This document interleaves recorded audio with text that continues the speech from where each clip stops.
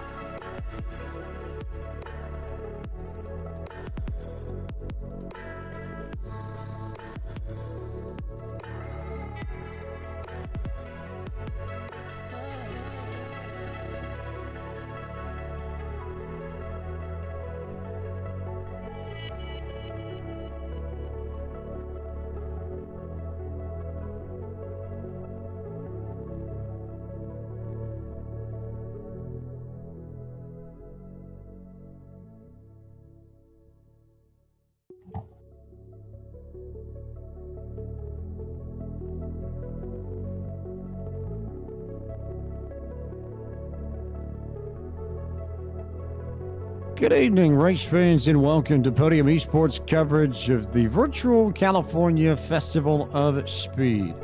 James Pike here, the voice of Podium Esports, alongside Taylor Burris and Blake McCandless up in the booth. And Taylor, a fun sort of one-off here, a completely different event that we have had compared to other past PCA sim racing events, and a fun one-off here that has a lot of real-life ties as well. It certainly does, and good evening, everyone. We are here at the Auto Club Speedway, of course, for the Porsche Club of America Festival of Speed, and this track is going to be providing a lot of different challenges for our drivers, but of course, it's going to be full of excitement, and it's also a good time with everything going on in the world. It's just a good way for a bunch of Porsche fans, Porsche viewers, as well as us to bring a little bit of fun and excitement during all the crisis going on in the world today.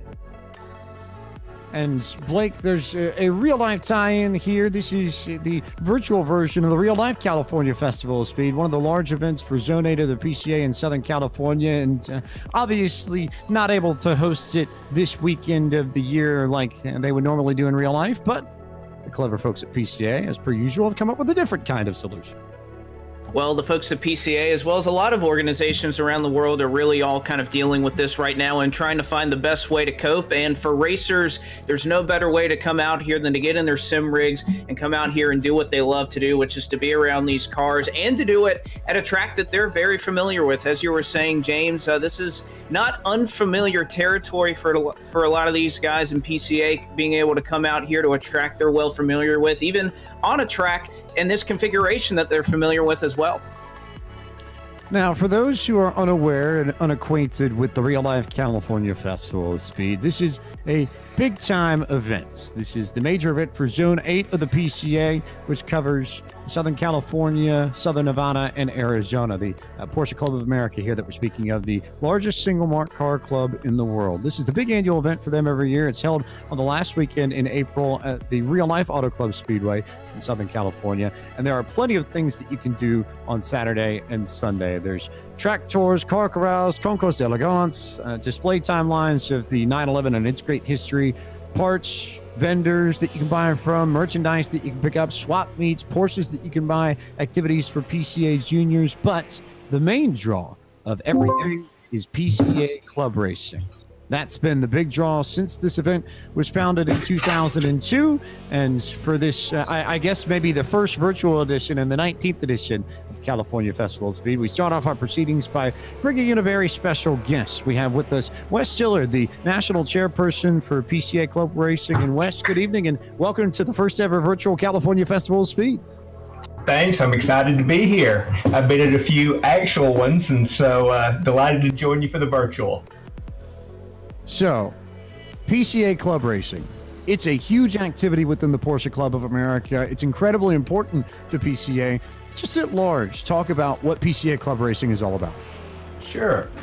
So, Club Racing is, of course, the official racing program of Porsche Club of America. Next year, we will celebrate our 30th anniversary of the program. We have over 1,600 racers, mostly in the U.S., but also in Canada and Mexico. And just a great program. I think that still a family-friendly, fun environment that we encourage. And there's a lot of things that drivers can do within PCA Club Racing. What kinds of cars are raced in PCA Club Racing? What kinds of tracks do you race in PCA Club Good questions. I noticed the cars we're racing tonight are definitely on the fast end. We start with, I think, the GT1s.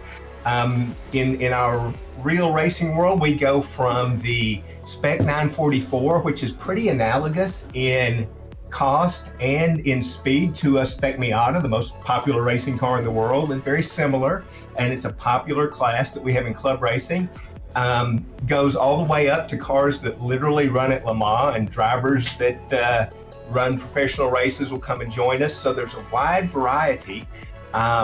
We really, at Sebring this year, we had over 60 factory race cars there with us, which also meant we had about 150 cars that had been street cars originally and converted to race cars. So all kinds of different cars, all kinds of different tracks. You touched on a few of the other questions that I had for a little bit later, but talk about the involvement of PCA members within PCA Club Racing. How many members does PCA Club Racing in particular have, and how are they spread out across the zones and regions of the PCA? Yeah, we have about 1,600 members, a little over. Heavier on the East Coast. We now are, in the last probably 5 years, have really been building a stronger presence on the West Coast. This event, the Festival of Speed, has always been one of our anchor events on the West Coast. Fantastic event, lots of things along with it, always car shows and vendors and things like that. And in the last 5-6 years, we've now really increased our West Coast presence. So heavier on the East, but really growing in the West. We run pretty well all the tracks that you watch professional sports car racing on television. So, we start our season at Sebring, we sort of end at Daytona. In between, we've got Road America, Mid-Ohio, Watkins Glen, VIR, Cal Speedway, Circuit of the Americas here in my hometown of Austin. We also run Laguna Seca, Buttonwillow, and Thunder Hill out west. So just about every single stalwart of North American sports car racing gets touched in some way, shape, or form by PCA Club Racing. Correct. We usually run run about 30 races a year. There will be 2 or 3 of those that'll be repeats at tracks, but it gives you a sense of how many tracks we run, generally 22 to 25 unique tracks during the course of the year. And a lot of different varieties within those tracks. I think One of the coolest things to me about PCA club racing is that, yes, obviously there is a lot of national organization, but you see a lot of support within the zones and within the regions as well. Talk about what the particular zones and regions do to support the national structure of PCA club racing and how they play into the grander picture of things within the PCA, within this activity.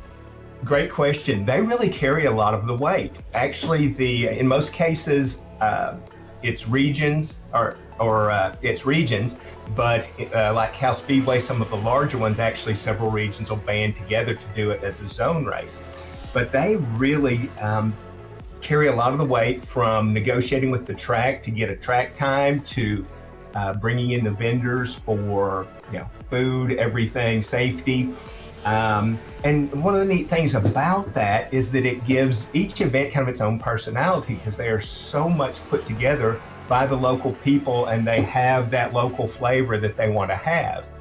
For our part as the national staff, we always staff these races with national staff, and that's in order to give consistency in rules enforcement and how people can expect the race to be run, things like that. So we have a staff of about 50 that travel around the country, and we will have at each race from 3 to 12, depending on the number of racers. And so we're responsible for giving kind of a repeatable quality product, but realistically, the zone, the region, does most of the heavy lifting and really gives the race its flavor. Now, for those who are interested in joining PCA club racing, how can they get involved, and where do they need to go to volunteer, help, or race or compete?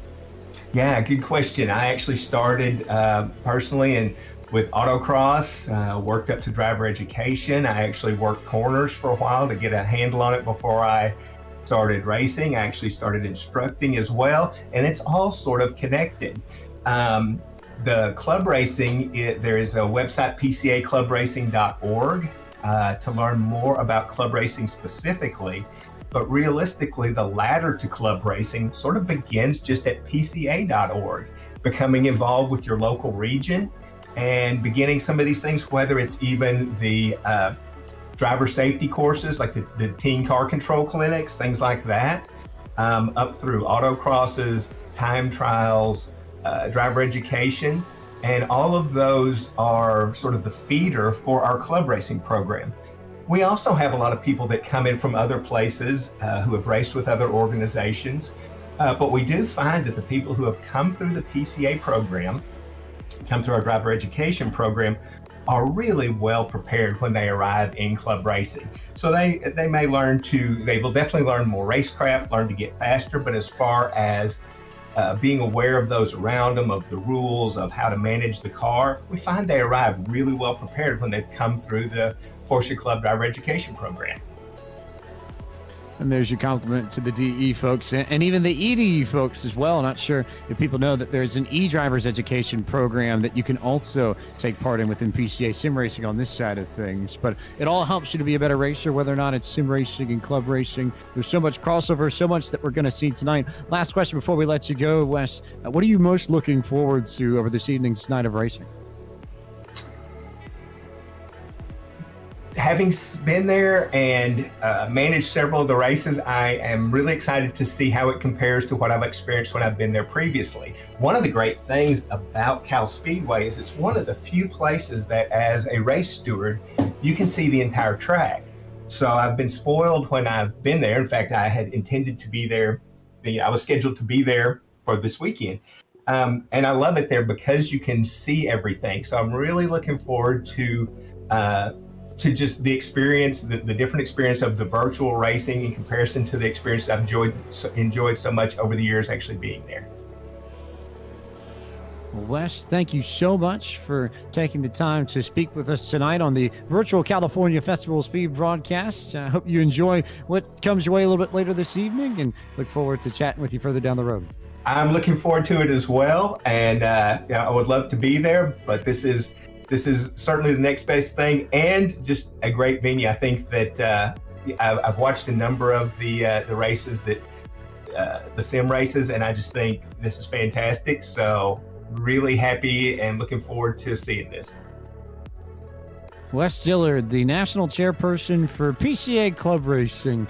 There, it's Intro PCA Club Racing for all of you, and talk about how it happens on the real life side of things. For those who are unaware and tuning in for the first time, you might not know that the PCA also has a sim racing side of things as well. PCA Sim Racing is part of the program that was introduced last year and features competition within the iRacing.com motorsports simulation with, as you would figure, a whole bunch of Porsches. Within the past year and a half, we've raced with the 911 GT3 Cup car, which you're also going to see a little bit later tonight, as well as the 911 GTLM car, which you're also going to see. If you go back and look at all the YouTube replays, you'll see a lot of what happened in our most recent series, Series 4, which ran throughout March and April using that car at some of the world's best road courses. You're also going to see the Porsche Cayman GT4 Cup car, which makes its debut in competition this evening within the gigantic calendar and the program set up here. And we'll have a lot of fun watching the Caymans go on our second race of the evening. But I figure at this point, time to tell you about how everything is going to go and the order and the structure of our event this evening. But before we do, remind you that tonight's broadcast of the California Virtual Festival of Speed is brought to you by Pirelli. Pirelli, power is nothing without control. So, Taylor Burris, we've got 3 races that are coming up this evening. We will start tonight with a race in the Roof RT12 GTRs, RT12R track versions, rather. Technically speaking, it most mimics the road-going production version of the 997 GT3. That would be the 911 GT3 from a few generations ago. Then we proceed into our second race of the evening, which will feature the Porsche 718 Cayman GT4, which is brand new to iRacing, just came out last month and was introduced to the service and became iRacing's first ever GT4 car. And then we'll cap the night with 2 races of the 911 GT3 Cup car. And those races, incidentally, will ascend by skill. iRacing has a scoring system called an iRating, which effectively measures how strong of a driver you are or aren't. Drivers who are brand new up to an iRating of 999 are going to race in this first race that is coming up with the Roof, the shall we call it the 997 GT3 race. Then drivers in that middle ground from 1001 to 2000 are going to race the Cayman race a little bit later on this evening. And then in the nightcap, we're going to have our best drivers, the drivers with an iRating of 2000 or above. So Taylor Burris, a lot of Porsche racing to look forward to this evening. It certainly is. A lot of great different cars that we'll be seeing out here on the track. Of course, the one I'm looking most forward to is the debut of the Porsche Cayman 7118 GT4 Club Sport. A lot of different factors can come into play with these drivers, but we'll have to wait and see what they can do and accomplish with that new car. I'm pretty sure all those drivers who are assigned to that class have been testing, practicing all throughout the week to get ready for this great event. And as we slide into our gigantic big blue world map, you can see that Auto Club Speedway is in Southern California, not terribly far away from Los Angeles. We're about 30 miles to the northeast of city center LA. And tonight we run the competition layout of Auto Club Speedway, which is the Roval that they have set up. So closest thing to a road course that you're going to find in the Los Angeles area, and a pretty tricky road course at that, Blake McCandless. I think a few of us have had the chance to run a few laps over the course of the weekend and leading up to this. It's got a little bit more teeth than you would necessarily expect for a Roval. It's not the easiest place to get around. Oh, absolutely. Well, you think about, somebody like me that may be more familiar with the oval side of this, of course, the big, large oval here at Auto Club Speedway. But once you exit turn number 2, you're really in for something, diving it down into turn number 3, going from roughly what'll be 160 miles per hour, at least here in this first race, down to about 50, a hard left-hander into the road course, a portion of the track, and obviously there's just a lot of very tough corners. Turn number 5, a long sweeper. Turn 8, which you and I were both having a conversation about when we were kind of test driving to get ourselves a little familiar with this track, of what could be really difficult. And as we see, even on our just current qualifying times, as they continue to come in, the large gap in times, and that's because, James, and not only are these difficult corners, but with how much power, how much grip these cars have, you have to be on the attack mode the entire way around this road course. And if you barely slip up, this thing's just gonna come out and bite you. It will come out and bite you. It's a very tricky course at that, as these drivers work their way off of the banking and down into a very technical infield section. You've got the left-hander, once you come off the banking, which is a hard braking zone that carries you into the sort of double-handed loop on the backside. It's almost double apex. You don't turn it as tight as you would think you would before you go down the middle straightaway once again, and you end up into your almost double apex corner. It's I think of the spoon at Suzuka on the far end, where you really do have to trail brake and be careful on how you shift, because it's so easy to upset the balance of the car and spin yourself out before you go blasting down the final straightaway. There's one more chicane and a little tricky complex section, and then you jump back up onto the banking by way of a sort of gradual roll in on the throttle. Some of these cars, and the Cayman in particular, should be okay there, but with this 997 GT3 and the 911 GT3 Cup car that we're going to see later, Taylor, you really have to watch how you get back onto the throttle, because if you go flat out when you come back onto the banking, you will loop yourself around. Agree with you. Even if you've clipped the curbs a little bit too much as well, it'll cause that car to bounce a little bit and spin your car out of control. So you have to be careful and mind that when you're out there on the circuit, especially when you're coming through the back half of this road course. Actually, we were talking about going through that section. It was a little bit bumpy through there, so you have to take it easy on your throttle input in order to make it work for you. But these drivers seem to be making a really good job of it, especially those up towards the front half of the qualifying order.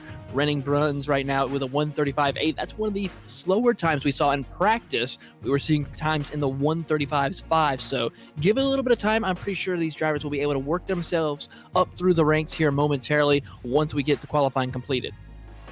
And I think we'll also have a few moments to look back and realize that these drivers are probably trying to pull back on these times, maybe not necessarily push as hard as possible. Also of note tonight, we haven't had the chance to touch on this yet before we really start digging into these races, that we're going to have a few more contests. We're going to have a juniors photo contest and a professional photo contest with results announced by Gary Cooper, the voice of the real-life California Festival of Speed. So we look forward to seeing who comes away with the victories in those two contests a little bit later. But Blake, we're not terribly far away from the first gridding of the night for this 997 GT3 production car race, the first of the evening, and not too far away from all the fun. Exactly right, James. Just under 2 minutes now as the clock continues to wind down here in qualifying. And as Taylor was just alluding to a minute ago, with all these guys coming in all these times, they're obviously not what we were seeing in practice. You had a lot of guys out here, and obviously that's the benefit of being in the sim, is that you can run off the road course, destroy the car, and all it takes is a reset button to get out there, and you're not losing any practice time like you would in real life. Obviously, if you had a damaged race car, or you're not really limited by time constraints, but the times are a little bit slower, James, and I think the large part of that is because of the draft that these guys were getting. Once you get onto the oval portion of this course, you're on it for a good bit, all the way down the front straightaway into 1 and 2, and these things will have a pretty decent pull in it. But obviously here in qualifying, that's a lot of time that you're losing, not being able to get that nice suck up in the draft from the car in front of you. And I think you see that reflected in the qualifying times. We saw some low 1 minute 35 second times, and only one right now, and Renning Bruns has been able to complete that to reach the 1:35 mark. Coming down to the final 45 seconds before we get set for the first race of the evening. And of course, one more time, a thank you to our friends at Pirelli for their sponsorship and partnership with the California Festival of Speed to help put on this event. Obviously not having it in real life this year, but as those who have been around iRacing for as long as we have come to see, if you're not familiar with the platform, what you're about to see is about as close as you're going to get to the real thing. iRacing laser scans every track and every car that is available in the program down to the millimeter, and the physics engines in iRacing are as top-notch as they come. So every bump that these springs feel, every movement that these tires makes, they're all accurately modeled by the sim. And if you drive here in sim at Auto Club Speedway, it's the closest thing you are going to get to the real life thing. So if you're ready for some just racing action, period, we're happy to have you and happy to bring you along for our first race of the evening. This the Roof RT12R track version, which is essentially the 997 generation GT3. It is the representation of the GT1 class that you would see at the Real Life California Festival of Speed. And the sponsor for our first race of the evening is Pelican Parts. We turn to the man who comes away with the pole position for this race and the winner of the fastest qualifier award presented by Z1 Dashboard and Z1 Analyzer Software is Running Brungs, who sets down a qualifying time of 1 minute and 35.895 seconds. So thanks to our friends at Z1 Dashboard and Z1 Analyzer for their work today. Bruns is your pole sitter over Ed Nelson. Colin Thomas will start from third. Fourth will be Eric Oviatt, and Rodney Campbell starts from fifth. Sixth is Mike Knighton. Dwayne Cronin starts from seventh. Eighth will be Paul Solk. Kurt Clifford rolls from ninth, and 10th will be Brandon Jadot. 11th will be Tim Smith with John D'Angelo starting in 12th with Alex Hellier in 13th. 14th will go to Kevin Douglas with Eric Walsh going to be starting in the 15th position. Gary Rice will be starting in 16th with Martina Kwan in 17th. Ken Tubman will be starting in 18th with James Gallo 19th. Rounding out your top 20, Doug Boccinone. It'll be Owen Pruden in 21st, Jody Podpora in 22nd, Ryan McGee, he'll roll off from 23rd, Landry Sarumi, he'll roll off from 24th, James Bernard will start on the inside of row number 13 in 25th, Brian Leary in 26th, Tim Watson in 27th, David Trinder in 28th, 29th will be Jay Ewing, 30th, James Hemming. That'll complete the cars that put down in qualifying time. The two that did not, Bruce Robinson and Enrique Hernandez, will roll off from 31st and 32nd, respectively. As the cars roll around the grid, as we said, this is the competition layout at Auto Club Speedway. This is a 2.8-mile, 4.5-kilometer circuit with 17 turns. We run in the afternoon. In sim, everything is modeled to what the weather would normally be like on May 15th, 2020. It's the default day for racing in iRacing. The current in sim time is about 2:30 in the afternoon local time, so Pacific Daylight Time, and temps are pretty warm. It is 81 degrees Fahrenheit in the air, 118 degrees track temp, winds to the west at 12 miles an hour, and humidity of 29%. It's a little bit windier and a little bit warmer than we would expect. These cars will slide around just a bit, but in either case, we are very happy to have you along with us for the first ever virtual California Festival of Speed, or in fairness, the 19th California Festival of Speed, depending on how you look at it. We'll have 30 minutes of racing to come your way as they get on the gas and go. And Running Bruns leads them down across the start-finish line to open up the 2020 Virtual California Festival of Speed. He jumps ahead of Ed Nelson, who slides in line right ahead of Colin Thomas. And they all make their way through NASCAR 1 and 2 for the first time. Single file for the most part as they come out of NASCAR turn 2, now heading into the hard braking zone of turn number 3 as they start to make it almost 3 wide with Colin Thomas, Eric Oviatt, and Mike Knighton as they make it into the braking zone, but nice and smoothly. No major incidents though as they go through that little kink, as we're still a couple of cars 3 wide through that section of the course as they head up to turn 5. Everybody all spaced out amongst the top 4. Blake McCandless, but a good battle with Rodney Campbell, Paul Solk in there, Kurt Clifford just a little bit further back in all this as these drivers work their way around this long apex corner as Clifford jumps the grass a little bit, and then they start working their way towards this very tricky braking section that we talked about in the track overview. You have to roll into this and trail brake it to get it right. You do, and that's going to be really tough. If you barely overshoot this corners, we'll see them work it in it for the first time. It's actually Kurt Clifford going to be a little bit wide off the corner, and that's exactly right, James. At that corner, you lose so much speed as now Clifford and Tim Smith are closed there. That's for the battle for that 9th position, and Tim Smith going to be slowed up. Now here comes to the inside John D'Angelo. He'll get a nice shot there, and oh, this isn't going to work out. D'Angelo across the track, but somehow escapes hitting someone.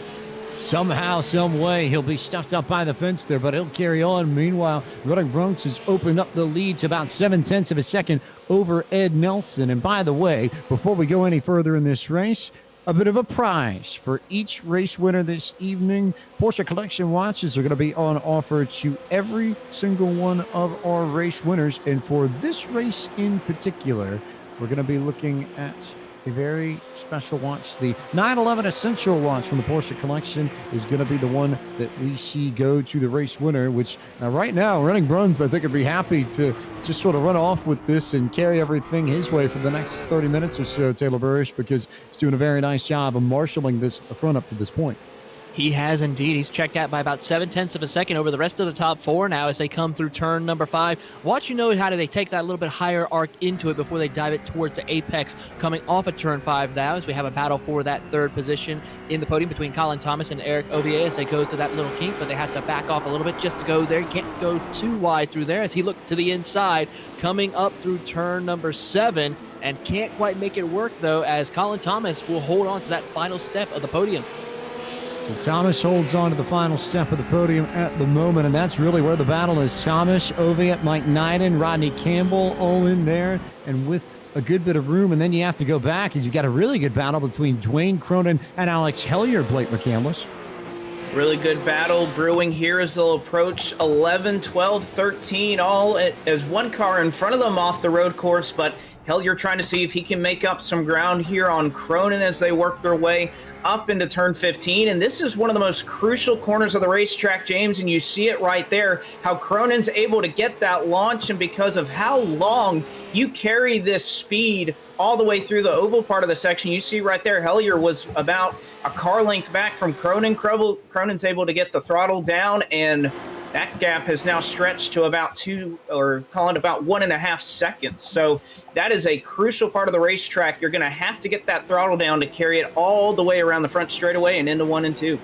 It's one of those cases, Taylor Burris, where I had the chance to run a few laps around here in all 3 cars before tonight's event. And the one thing I noticed is if you're going to get an exit right out of a particular corner, you have to nail the exit out of 16 and 17 onto the front straightaway because you carry so much momentum and speed through NASCAR 1 and NASCAR 2. And that can make or break a lap time instantly. If you get that wrong out of 17, that's 2.5 seconds a lap, and it doesn't matter how good you are through the infield section.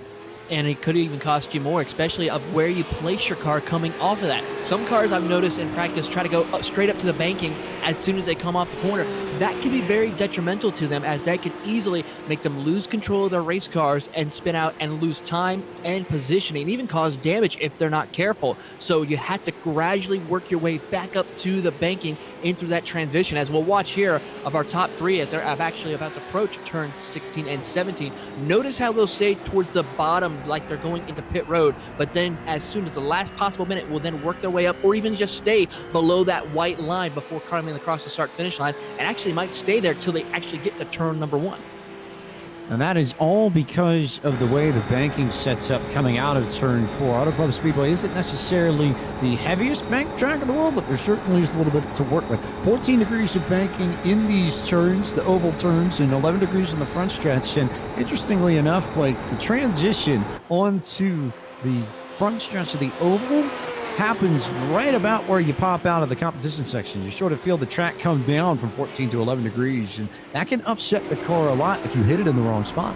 And you're certainly right there, James. Any banking change, you have to be very careful when you're navigating through that section, because obviously we talked about it exiting 17. It can be a big issue if you take that banking change too quickly. Not only think about losing control of the car, but you don't want to damage the suspension on this thing either. We obviously see in iRacing, if you take that a little bit too quickly, that can also upset some things under these machines as well. But I think as we were looking at our top 3 there, these guys are the ones who are, they're up front for a reason. And not only is that a transition off of 17 onto the front straightaway, not only is it safer to not kind of just put your way up onto the oval that quickly to experience that banking change, it's actually quicker to keep the car down for just a little bit longer.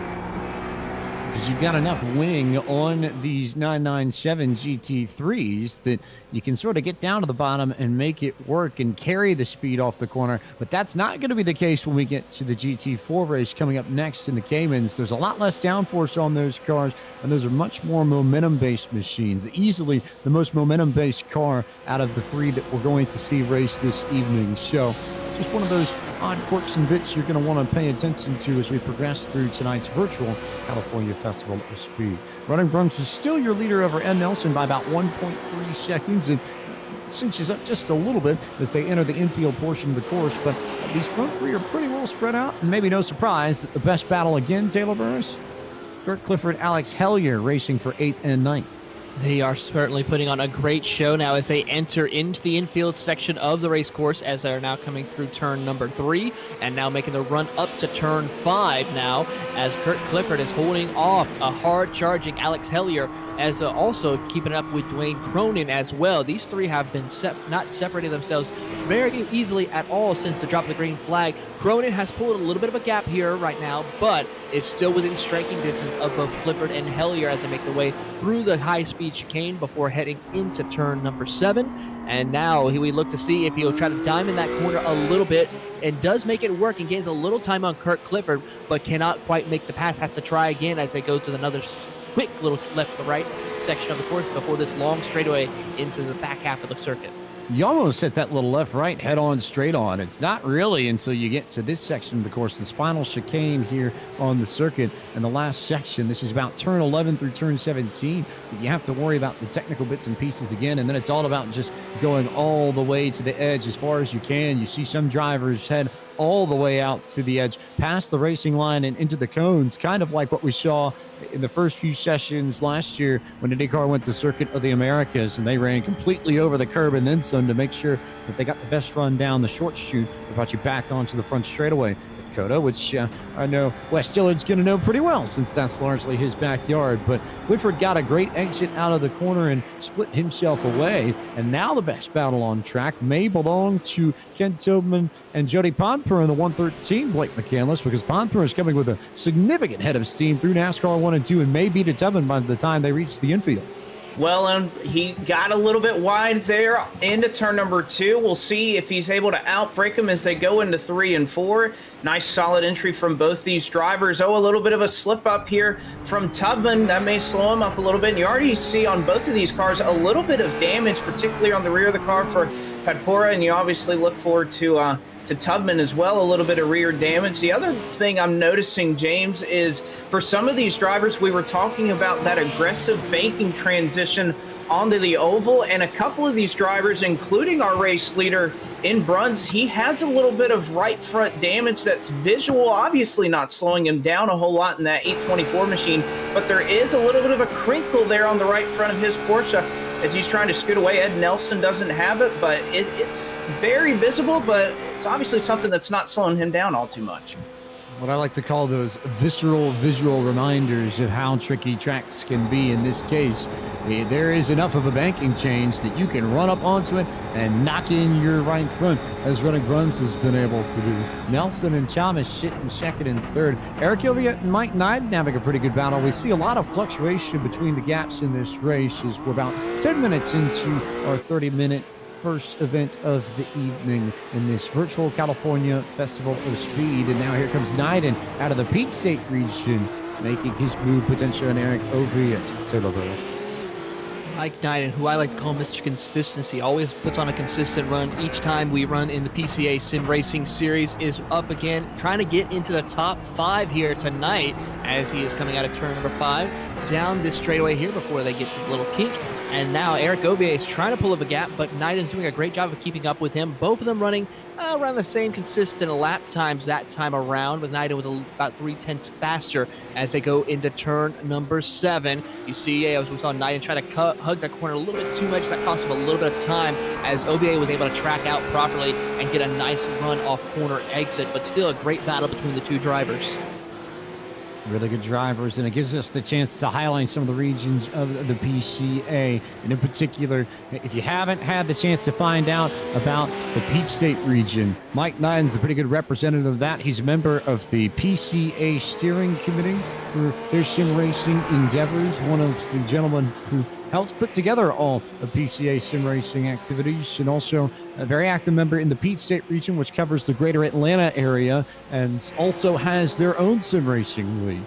One of the big inspirations for PCA Sim Racing's national program was, in fact, the league that the Peach State chapter itself had before PCA Sim Racing at the national level even existed. So Knighton's got a pretty long history in sim racing with the Peach State region, sim racing with Porsches, and no surprise then Blake McCandless that he is up hunting for a spot in the top 5. Well, in chasing down a driver in Oviatt who was the fastest driver that we saw in practices, Knighton gets a little bit out of shape there as they exit and go off into turn number 5.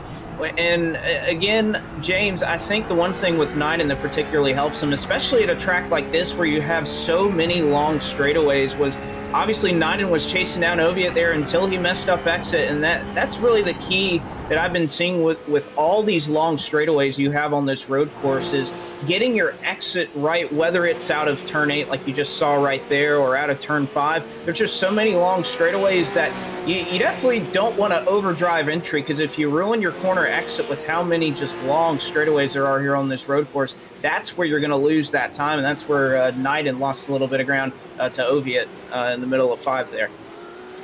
Meanwhile, up at the front, Ed Nelson started to close in on running Bruns for the race lead. It's down to half a second as they come across the start-finish line. And last time by Taylor Burris, Nelson was faster than Bruns by about 0.3 of a second, a 1:36.4 to a 1:36.1. And how interesting to see Nelson run up the racetrack. There are a lot of lines you can take, not only through the NASCAR portion of the racetrack, but through the final portion as you come up into the infield section, and you see Nelson go way wide, but you wonder if it might be time for that number 9 machine, that light blue car, to attack and maybe go for the race lead. He's going to try everything that he can right now as he comes up to turn number 5 right now, putting a lot of pressure. Almost got into the back bumper of Bruns there, but it couldn't quite make it work. But we are having ourselves a battle for the race lead as they head down this short chute before heading over into turn number 7. They had a little bit of lap traffic to negotiate through, but that was made short work of that. Into turn 7 they will go. Bruns trying every defensive position that he can to keep Ed Nelson behind him as they come out of turn 7, and still continues on, but a great run in showing that Nelson is ready to now finally take the fight to Renning Bruns for this race win.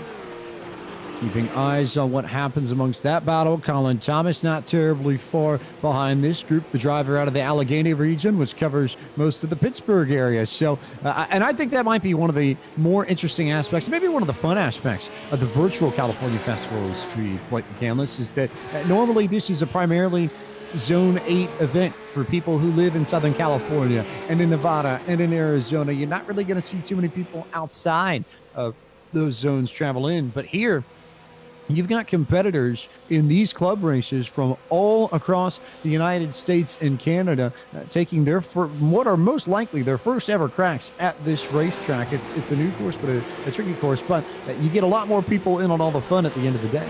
And you're exactly right. That's one of the great things about sim racing in general, James, is the accessibility that it brings to everybody, that within a couple of minutes you can be out here running, at the Auto Club Speedway, or you can, load out of the server and go race somewhere else, anywhere in the world that iRacing has. And of course, there's no shortage of venues to get your groove on in sim racing with iRacing. As Nelson, a little bit of a slip up there as they exited turn number 5, so he's going to lose some ground, may lose the draft from Bruns that he was using to run him down. But James, you're exactly right that what these guys are able to do, and you're able to open this up to so many more people that are able to take it out here to the Auto Club Speedway and try to make a run of it. Obviously, Bruns out from California, so he has a little bit of experience, but a guy like Ed Nelson, also up in the Northwest, the accessibility to bring guys from all across the country together to race in something that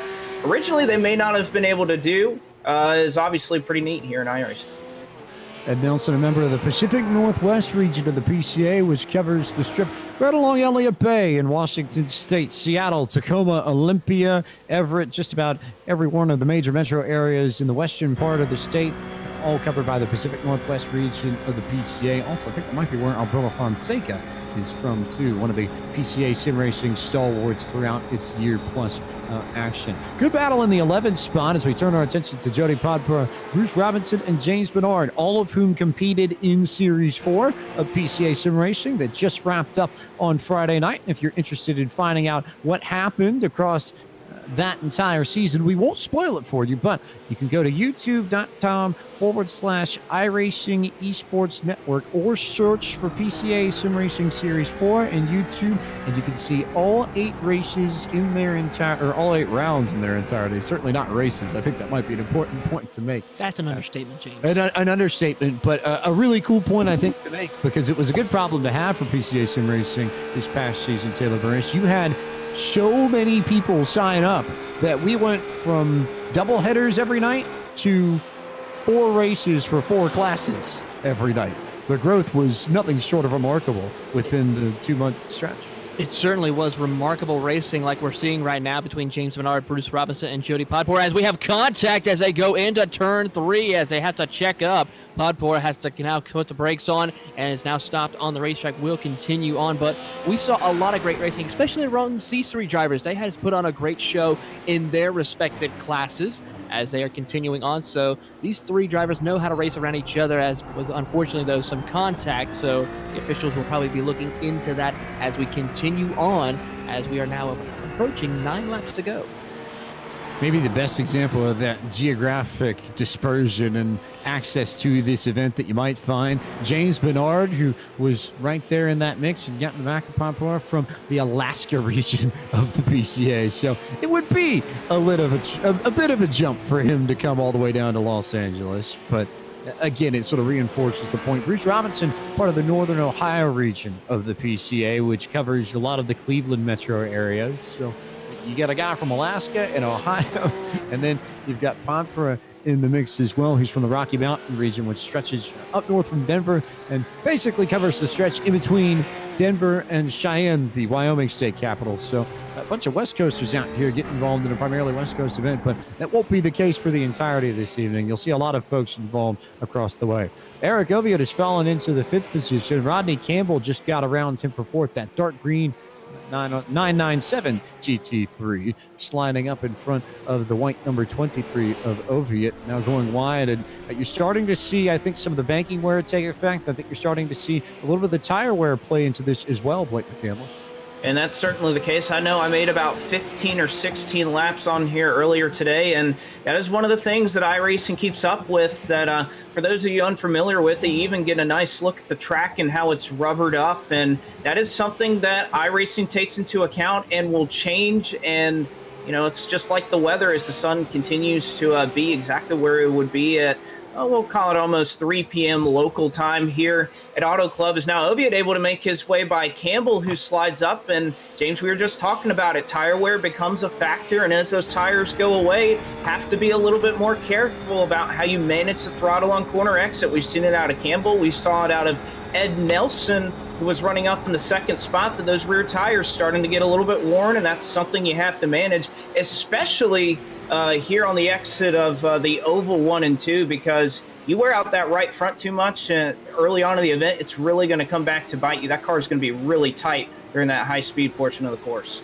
Entry and exit onto the oval are 2 spots that I think of when I think of tire wear here at the competition layout at Auto Club Speedway, Taylor Burris. But there are a few other spots as well. This exit that you see Rodney Campbell coming out of right now, the run up through turn 5, and then the double apex corners 6, 7, 8. You get a bus stop into a long trail braking section that, if you're not careful, you can very easily lock the rear end up, and it is very unsteady until you get down to the middle of turn 8 and start running back towards the far end of the racetrack towards turn 4.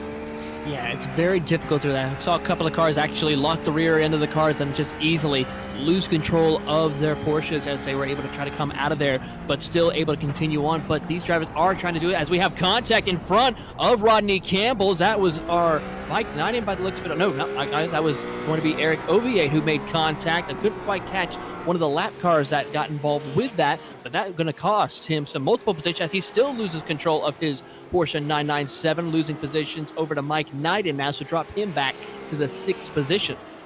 So Ninen jumps up into the top 5, and that really has spread out the top 5, incidentally. You have to go back to the 13th spot. Gary Rice and James Gallo, your next best battle. These two within about maybe 3 or 4 car lengths of one another. And again, 2 drivers with experience in PCA sim racing already. Rice comes from the Peach State region. We've already talked about them. The Atlanta area covered in all their glory and putting on a good show, to be fair, between him and Mike Nine. And then James Gallo from the Hudson Champlain region of the PCA, which goes up through the Hudson River Valley and stretches up to the state capital of Albany, the Tri-Cities area. So you see Gallo got a little bit tight there with the chicane, but again, everybody's sort of spread out and converging on virtual Southern California, which in fairness, given how great the weather is this time of year in Los Angeles, Blake McCandless, virtual real, I'm not complaining if we're down here watching some good racing. Well, it doesn't even have to be summertime in Los Angeles to get good weather. I think we could pretty much see that all year round. Of course, Los Angeles is a place I'll never or have not ever visited, but I don't think anybody who is from the area would tell you that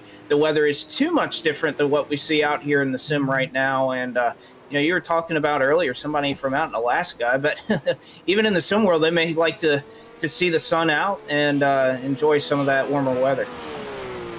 Some of the warmer weather, and Running Bruns is enjoying some of the warm padding he's got to Ed Nelson. Bruns is still in control of this race in the brown car, maybe not surprisingly, maybe fitting, giving the last name, but Bruns competing for the wristwatch at this stage and beginning to look like a pretty clear favorite for it, so long as there aren't any incidents that pop up within the next 7 minutes, Taylor Burris. But we've seen the commentator's curse on many a Podium Esports event, and I would say absolutely nothing is certain, because we can talk about it like Bruns just about has it bagged, and in fairness, he has been the fastest car on average in the field the last 5 laps, and yet still something somewhere could happen to throw this race completely into disarray.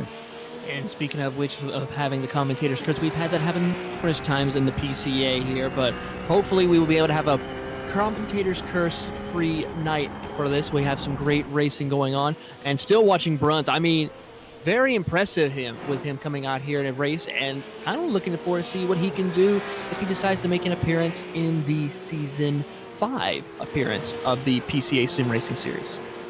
Season 5, the season that's going to feature the Porsche Cayman for the very first time. Never before has PCA had the chance to race the Cayman, but it is a natural fit here, I think, maybe more so than anything else. Maybe not a huge surprise that we finally got the chance to roll out the Porsche 718 Cayman GT4 Club Sport MR, as iRacing knows it, and just a car that's a lot of fun that's going to be involved in PCA Sim Racing in September and October. And for more information on what you're going to find in Series 5, you can log on to PCASimRacing.com. And if you want to get involved in the next installment of PCA Sim Racing on iRacing, you can hop over there to find out more information, find out how to get yourself started in iRacing, find out how to get involved within the PCA Sim Racing League within iRacing, the Discord server where there's plenty of chats and plenty of fun jokes and things. And I will take a moment to pull out some of the humor of the PCA Sim Racing Discord,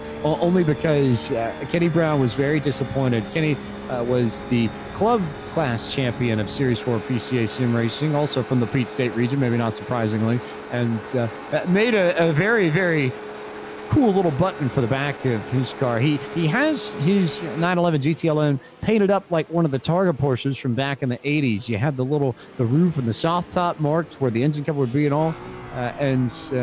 For the last race, he managed to pull a page out of the Dwight Eisenhower playbook and managed to make an I Like Pike button, and somehow managed to put my face on the rear deck lid of his 911 GTLM, which I thought was very clever. He was very disappointed that I didn't get a chance to mention that on Friday night show.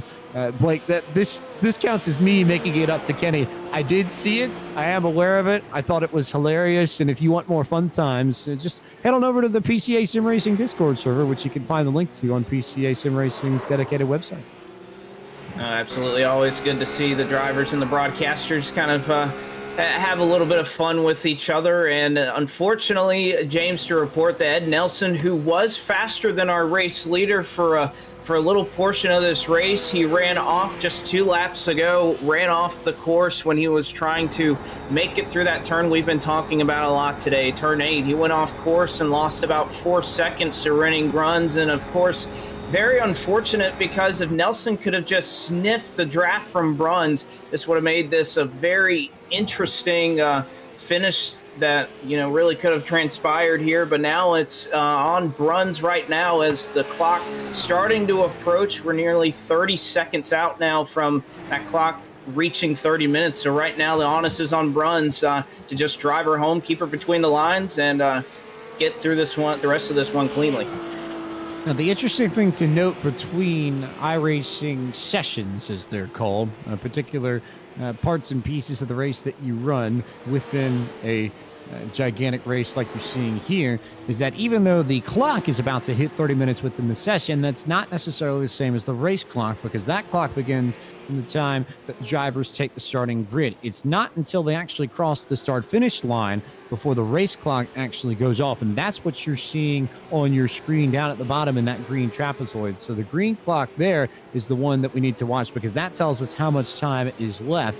And just with a little bit of simple math, you can piece it together pretty clearly and easily that Renning Bruns now has 2 laps to go before he picks up the victory in the GT1 class tonight at the Virtual California Festival of Speed. And as this is all separated, Ed Nelson's now going to worry about Colin Thomas, because Thomas is all over his rear bumper. Taylor Burris. He is. He's picked up the draft. He's going to try to go the long way around as they head into NASCAR turn 1 and 2. Now ducking behind him to utilize the slipstream. See if he can slingshot past his competitor Ed Nelson before they get into turn number 3. But right now, as they come out of NASCAR turn 2, set up for the braking zone of turn 3, it is now going to be side by side between them. Ed Nelson tries to outbrake him, but it can't make it work. Here comes Colin Thomas. Will he be able to utilize that mistake and make the pass? The answer will be yes. Move Colin Thomas up to second place, but Ed Nelson, though, still tries to put on a little bit of a battle, though, as they go into turn 5. But now, move Colin Thomas up to P2.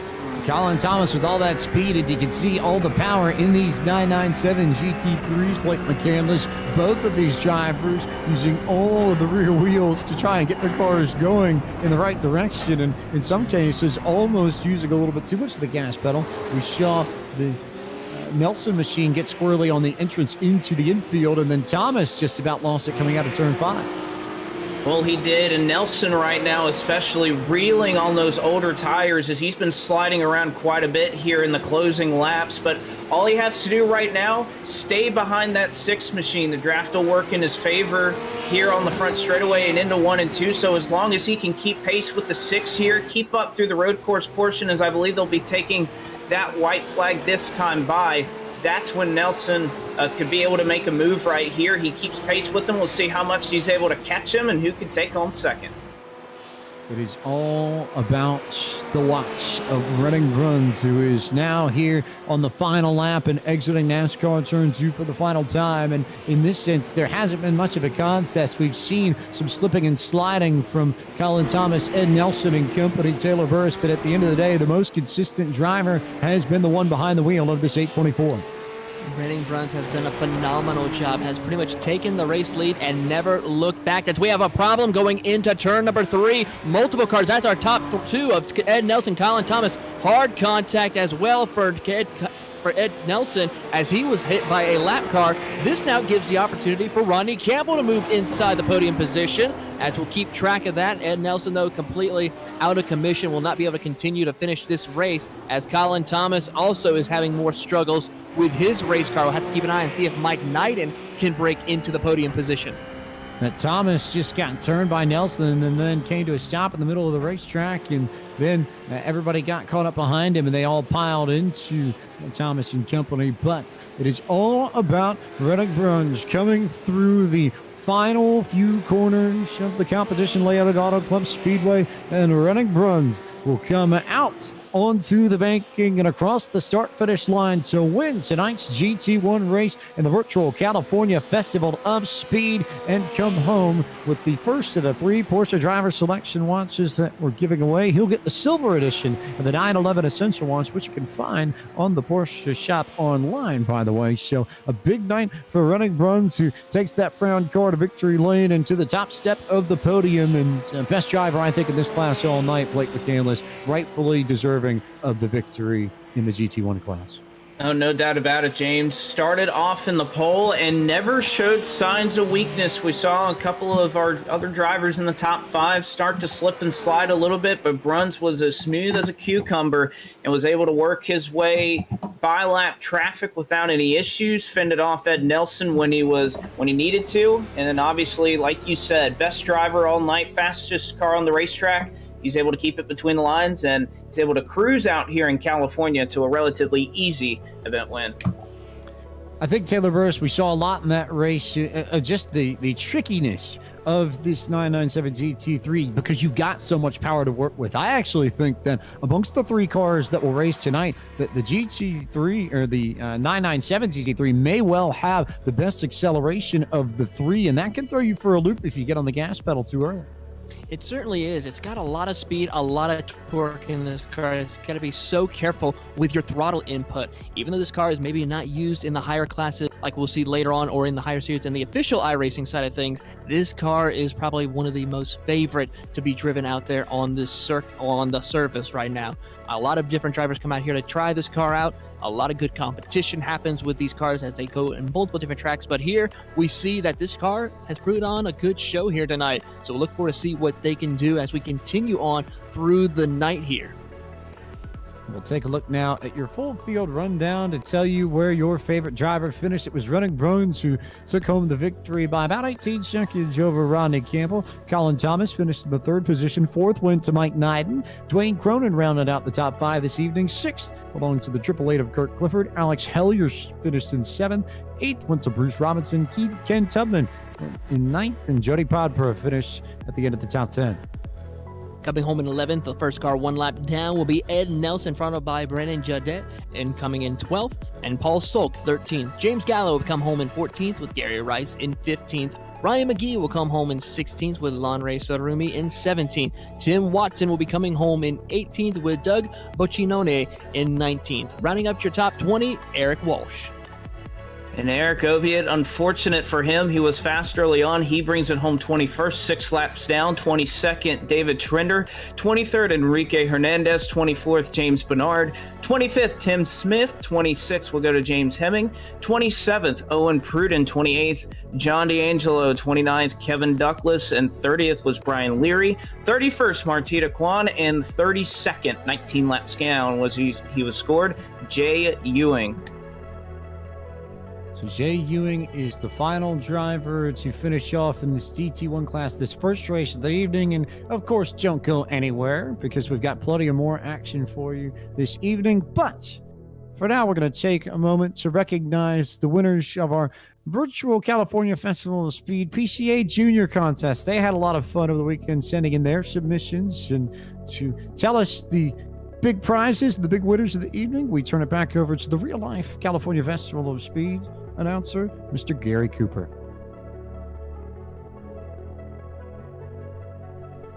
Hi again, race fans. This is Gary Cooper, the voice of California Festival of Speed. Yesterday, we also concluded the California Festival of Speed PCA Juniors Artwork Contest. Young Porsche enthusiasts submitted some creative works of art. Each PCA Junior winner will receive a Porsche gift for participating. The judges reviewed all entries and had a very difficult time with the selection, but the winners were selected as Claire, age 4, Lola, age 7, Seth, age 13. Our winner's artwork is on the screen. Each winner will get an age-appropriate Porsche gift. A special thank you to all that entered the PCA Junior Artwork Contest. A question. What is the PCA Juniors program? The PCA Juniors program has been created so kids can enjoy PCA events, learn about Porsches, and build the enthusiasm that runs throughout the entire Porsche Club of America. PCA Juniors is a free program for Porsche enthusiasts under the age of 18. PCA Juniors will receive a welcome package that includes an age-appropriate gift and PCA Juniors ID badge. PCA members can sign up PCA Juniors at pca.org/PCA-Juniors. Once again, congratulations to our winners, Claire, age 4, Lola, age 7, and Seth, age 13. I'm sure you'll agree these are beautiful pieces of art.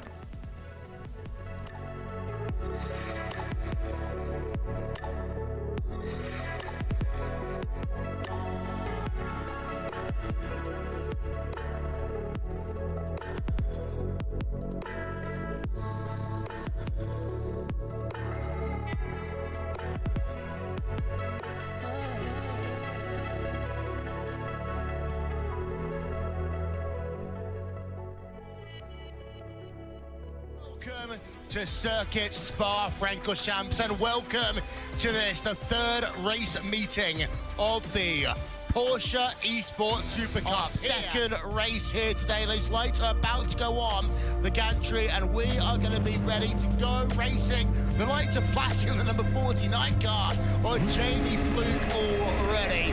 Lights are off on the gantry.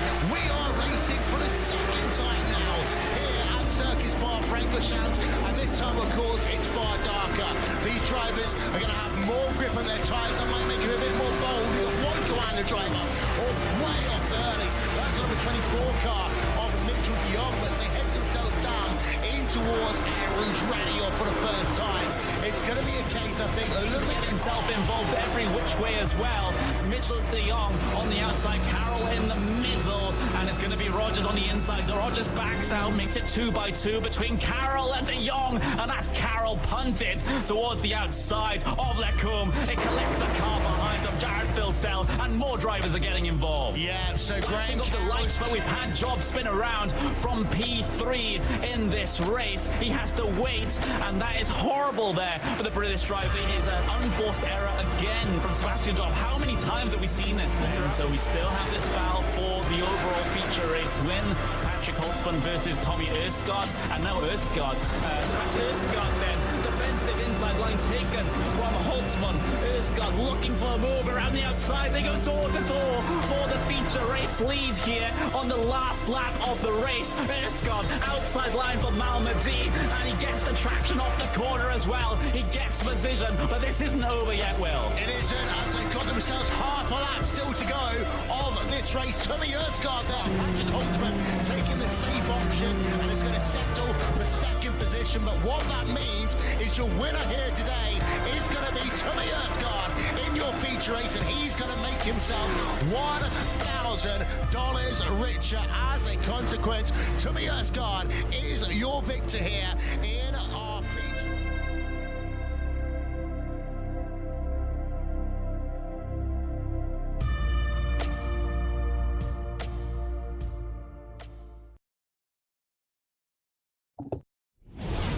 Welcome back to coverage of the 2020 Virtual California Festival of Speed, presented by Podium Esports here on the iRacing Esports Network. As we're live for the Virtual Auto Club Speedway in Fontana, California, to present you with a fantastic night of racing and a celebration of all things Southern California, all things Porsche, all things Zone 8 of the PCA. We now turn to our winners of the first race in the GT1 class, featuring the 997 Production GT3s. We are now joined in the booth by Redding Gruns, who comes away with the victory in our first race of the evening. Redding, just talk a little bit and tell us what made this track click so easily for you, and how were you able to find speed just almost like a lightning switch and just on and off flip almost? I actually don't know. It's my first day on this track, believe it or not. So just, I don't know, trying to find good lines and get onto long straight, and yeah. I'm guessing if you don't necessarily know the track all that well, but you know the car all that well, that you have some experience both with this 997 GT3 and with a lot of the setups here in iRacing. So tell everybody, what have you done in iRacing and what's your background and your experience with the simulation? Well, I've been on iRacing for about maybe 6 months or so. Just, a fun thing to do when can't really go to track days all that often. But I have been running some events in the past with POC and did some track days at Willow Springs, and so just on iRacing, just a lot of sports car racings and road racing. So a lot of fun that you have here, and if you've got experience with PNC, I presume that you're not terribly far away from Auto Club when it comes to real life racing. Tell us about your region of the PCA and what sort of involvement you have with them, and how cool it is to get the victory for them tonight. It's really cool. I've really just kind of been a member with the Los Angeles region. Honestly, haven't done too many events with them, mostly with POC, the Porsche Owners Club, but it's really cool. It's cool that it's Los Angeles, and I've gone to the track and looked at it and never actually raced on it, but racing on iRacing and getting a win is really cool. So your first virtual race on the track that is in your backyard by comparison to a lot of the other people here, and you come away with the 911 Essential watch from the Porsche Drivers Collection, which I have a feeling you have to be pretty excited about. How happy are you to take that home with you as a prize from tonight's race? Yeah, I mean, I was really just excited to get pole to start with, and I was just nervous all through the first part of the race of just be smooth, don't do anything silly, keep it on the track, and luckily that plan worked out for the whole race. So yeah, it's really exciting. I was pretty happy. I know there are a lot of people that make your success tonight possible. Who do you need to send thank yous and shout outs to for your victory this evening? Definitely my girlfriend to allow me to race on iRacing as much as I do. I know it's kind of a burden on her, and really POC just kind of given me my first taste on track with real life Porsche experience, and I guess just everybody that's made iRacing and everybody that's made this event possible. Running on behalf of the PCA and the Zone 8 of the California Festival of Speed, congratulations on winning the GT1 race this evening. Enjoy that watch, and thanks for taking the time to talk with us up in the booth. Thank you. Running runs out of the Los Angeles region of the PCA, your winner tonight in the GT1 class, the man who finished in second and third in GT1. We turn now to the Allegheny region's Colin Thomas, who is standing by with Taylor Burris. Here with Colin Thomas coming home in the final step of the podium in P3. Colin, very unexpected as a lot of things happened on that last lap. Tell us what happened there. Yeah, so we had a good battle going there. Something happened with the P2 driver at the time. I was able to catch up to him. He had a good gap on me, and I got a good run on him, and I let him take the inside the first time into the first turn. But it went a little hot, and I was able to identify that and stick it up on the inside of that second part, that chicane. And then coming around the next time, I was ahead of him on that last lap, and I don't know if I just slowed it down or he was just coming in a little too hot, but he tagged the back side of my car and did a little damage there, but at least I was able to get it going. It was a little hard to bring it home that last lap, but hey, P3, I'm happy with it. Yeah, I had a little bit of a tight battle towards the end coming out of the final corner with Mike Knighton for that P4, but overall a great performance. What were some of the difficulties of out there on the race circuit? Well, coming up on lap traffic, that I wanted to keep it clean, so that's always a task, and just knowing what's around you. I stand on that. Well, before we let you go, why don't you give a shout out to the people who help you race from week to week, and anyone you'd like to say thank you to? Yeah, just like to say thank you to my family for watching all the races, And thank you for my girlfriend for helping me out here at home. All right, that is Colin Thomas coming home in P3. Colin Thomas, your third place finisher this evening in the GT1 class at the Virtual California Festival of Speed. And we can now close the book on our first race of the evening, that GT1 race, and we get set to line up everything for the GT4 race. But before we do, one more time, a big thank you to Pelican Parts for their support of the GT1 class at the Virtual California Festival of Speed. And you can visit pelicanparts.com for more information on them. We now turn to the second race of the evening. This for drivers between 1001 and 1999 on the iRacing scale. This is the GTD2 class by PCA Club Racing standards, but more commonly you'll know it as the GT4 class. And we make the debut in PCA Sim Racing for the Porsche 718 Cayman, the GT4 car that is most commonly run here in the United States and Canada in the IMSA Michelin Pilot Challenge alongside some TCR cars. But this is Porsche's entry in that field, and a lovely little race car, Blake McCandless, that is going to be an incredible amount of fun to drive. And thank you to our friends at KW Automotive for their support of tonight's GT2 race, or GTD2 race, rather, in the Virtual California Festival of Speed. But this Cayman race, I think you and I, we were talking about it a little bit before we went on air, and this may be the one that we're looking forward to the most, just because this car is so much fun to drive.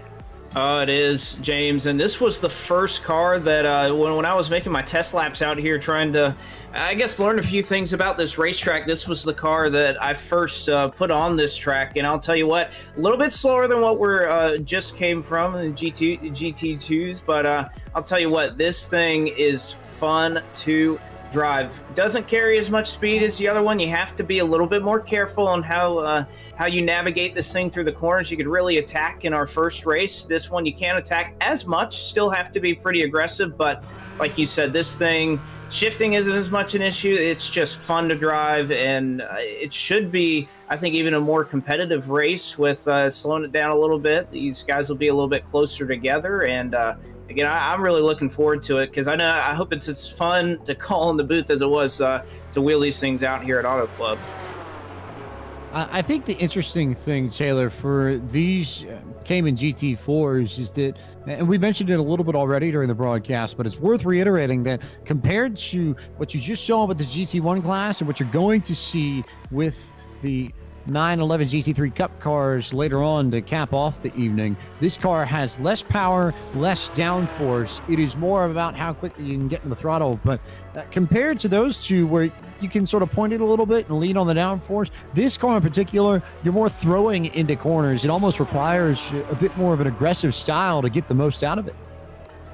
It certainly does, and if you think about it, this car is probably the closest thing to a street car that you can get here on the iRacing service.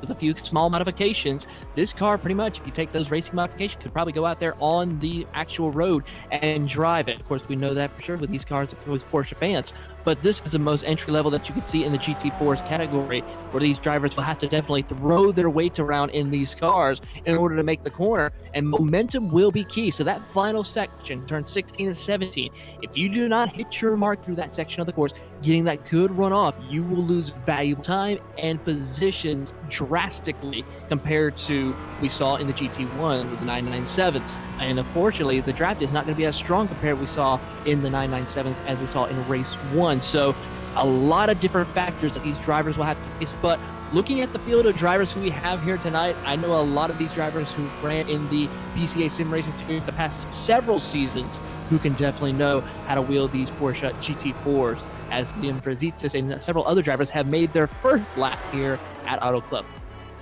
Nielsen Lawrence has the fastest time, but as you look at this list, and I think a few drivers that jump out to me here, you see a lot of names who are PCA Sim Racing veterans. Liam Frazitzis out of the Upper Canada region won 2 races in the club class in Series 4 PCA Sim Racing. Joe Stiffel also had some victories in PCA Sim Racing Series 4 as well. Charlie Yao was up in the fight in the club standings for a good chunk of the entirety of that series. And you run through this list, what you can list. This is really where you're starting to see the veterans come in and come out to play. Jonathan Waltman, Michel Levesque, Jake Steinbrink, Brett Holmes, Christian Rava, Dewey Kang, who I know has a lot of friends here in Los Angeles and is going to want to put on a show for them.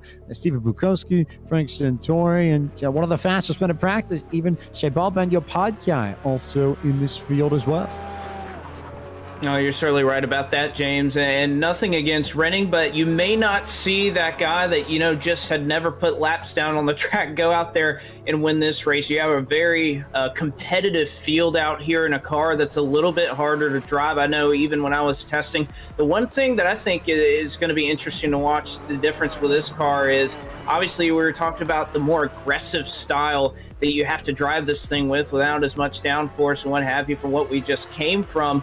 The biggest thing, though, these things do not appreciate the curbs as much as the car we just came from. I know just in my testing that I did earlier in this race car was the big difference that if you have to be aggressive, but if you overdrive it, you hit the curb, it's going to toss you out a little bit. You're going to lose even more time. So that's when guys like, now you even see Jose Rivera at the top of the board, a 142.6 is what he puts down right now, is amongst two drivers there, the 142. So that experience, these veterans that you were just talking about, they're going to really showcase their speed here.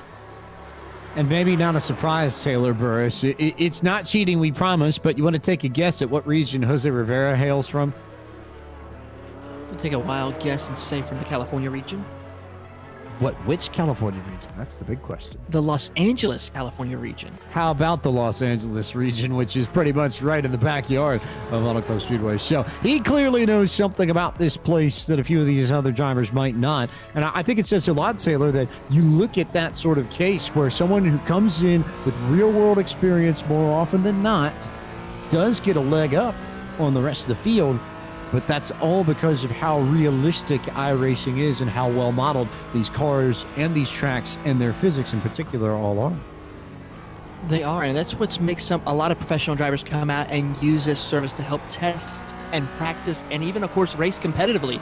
We've seen multiple drivers, including several factory Porsche drivers, coming out here and racing in these Porsche 911s, GT3 Cups, the 714s GT4, and also the 911 RSR. So these drivers in the Porsche world, as well as in multiple different platforms of racing, use this platform to the best of their abilities. And really get the chance to train. We've seen a lot of it, and if you all have had the chance to go watch some of the more recent PCA Sim Racing Series 4 events, we've had the chance to talk to some of Porsche's factory drivers. We had Earl Bamber on a few weeks ago. Matt Campbell was on last Friday night, and they spent a lot of time talking about how the simulations really do help them prepare to get back out into the real world. And because everything is so lifelike, the experience that you gain in sim can be valuable and used when you get to the real life track. It's just that when you're racing in a sim, it's a lot easier to get everything set up. You don't necessarily have to travel to a track. You don't necessarily have to unload equipment and test a car. It's press a few buttons, click a few spots on your screen, and go. But it also makes for an incredibly lifelike experience, Blake McCandless. It certainly does, and not just travel, but you know what? I got to quote unquote buy the content that we needed for today and all three of these different type of cars. You know what it cost me? It cost me about $40. It didn't cost me near what one of these cars would cost in real life, and yet you get to come out here. And James, I think when you talk about the experience that these guys have, particularly in the real world, and how well it translates to iRacing, you really have to think that these road courses really make it a lot easier for these guys to come in and do well. Obviously, iRacing will help any type of driver out there, whether it's the rallycross that you have or any of the oval racing that goes on here in iRacing. But I think particularly with the road courses, especially because road course racing is so much more visual with breaking points and all that, that having these laser scan tracks that are accurate down to just the smallest of measurements, that you can come out here and that real world experience is going to translate here, because these road courses in particular, you get that feel for it. You get an incredible feel for things and a good handle on these cars. And I think more importantly, a feel for the way each one of these particular cars drives, just within our virtual California Festival of Speed. But when you consider that iRacing's got over 80 cars and tracks to choose from, and it's not just road racing. That I think is the most important thing. And NASCAR is represented across all three of their national series. You've got open wheel racing between IndyCar and a lot of the ladder series up into the European Formula events. I know iRacing just announced that they're going to include some more cars on the road to Indy that eventually leads to the NTT Data IndyCar series in the service upcoming. There's a few more GT4 cars coming as well from manufacturers that shall not be named on this broadcast, which might give you a hint of what we're say that. Yeah, I didn't say who. I didn't say who, but they are GT4 cars coming and a lot more. And you can head on to iRacing.com for more information on how to start your iRacing career in particular. But it's time to bring you our grid for the second race of the evening, the GTD2 class race, which is sponsored by KW Automotive. The winner of tonight's Z1 Dashboard and Z1 Analyzer Software Fastest Qualifier Award is Nielsen Lawrence, who puts down a time of 1 minute and 42.410 seconds over Chebal Banyo Padilla to take top spot on the grid. Jose Rivera will start from third. Fourth will be Liam Rodzitas. Joseph Stiffel will start from the fifth spot. Jason Stein rolls off from sixth. Matthew Hollander begins tonight from seventh. Eighth will be Matt Robinson. Michelle Levesque rolls off this evening from the ninth spot, and 10th will be Matt Steele. Jacob Schum will be starting in 11th with Charles Yao in 12th. Brett Holmes will be starting from the 13th position with Matt Mitchell in 14th. Dewey Kang will be starting in the 15th position alongside Jonathan Waltman in 16th. Juan Albers will be starting in 17th with Jake Steinbrink in 18th. 19th goes to Robert Connell, and rounding out your top 20, Brian Swift. Inside of row 11 goes to Gregory Gotthard. 22nd will be Brian Granger. 23rd, Christian Reva. 24th will be Jonathan Schum. 25th, Randall Ayers. 26th, Alexander Suduk. 27th, Jared Roadheaver. 28th, Scott Ferris. 29th, Frank Centur. And 30th will be Antonio Del Silva.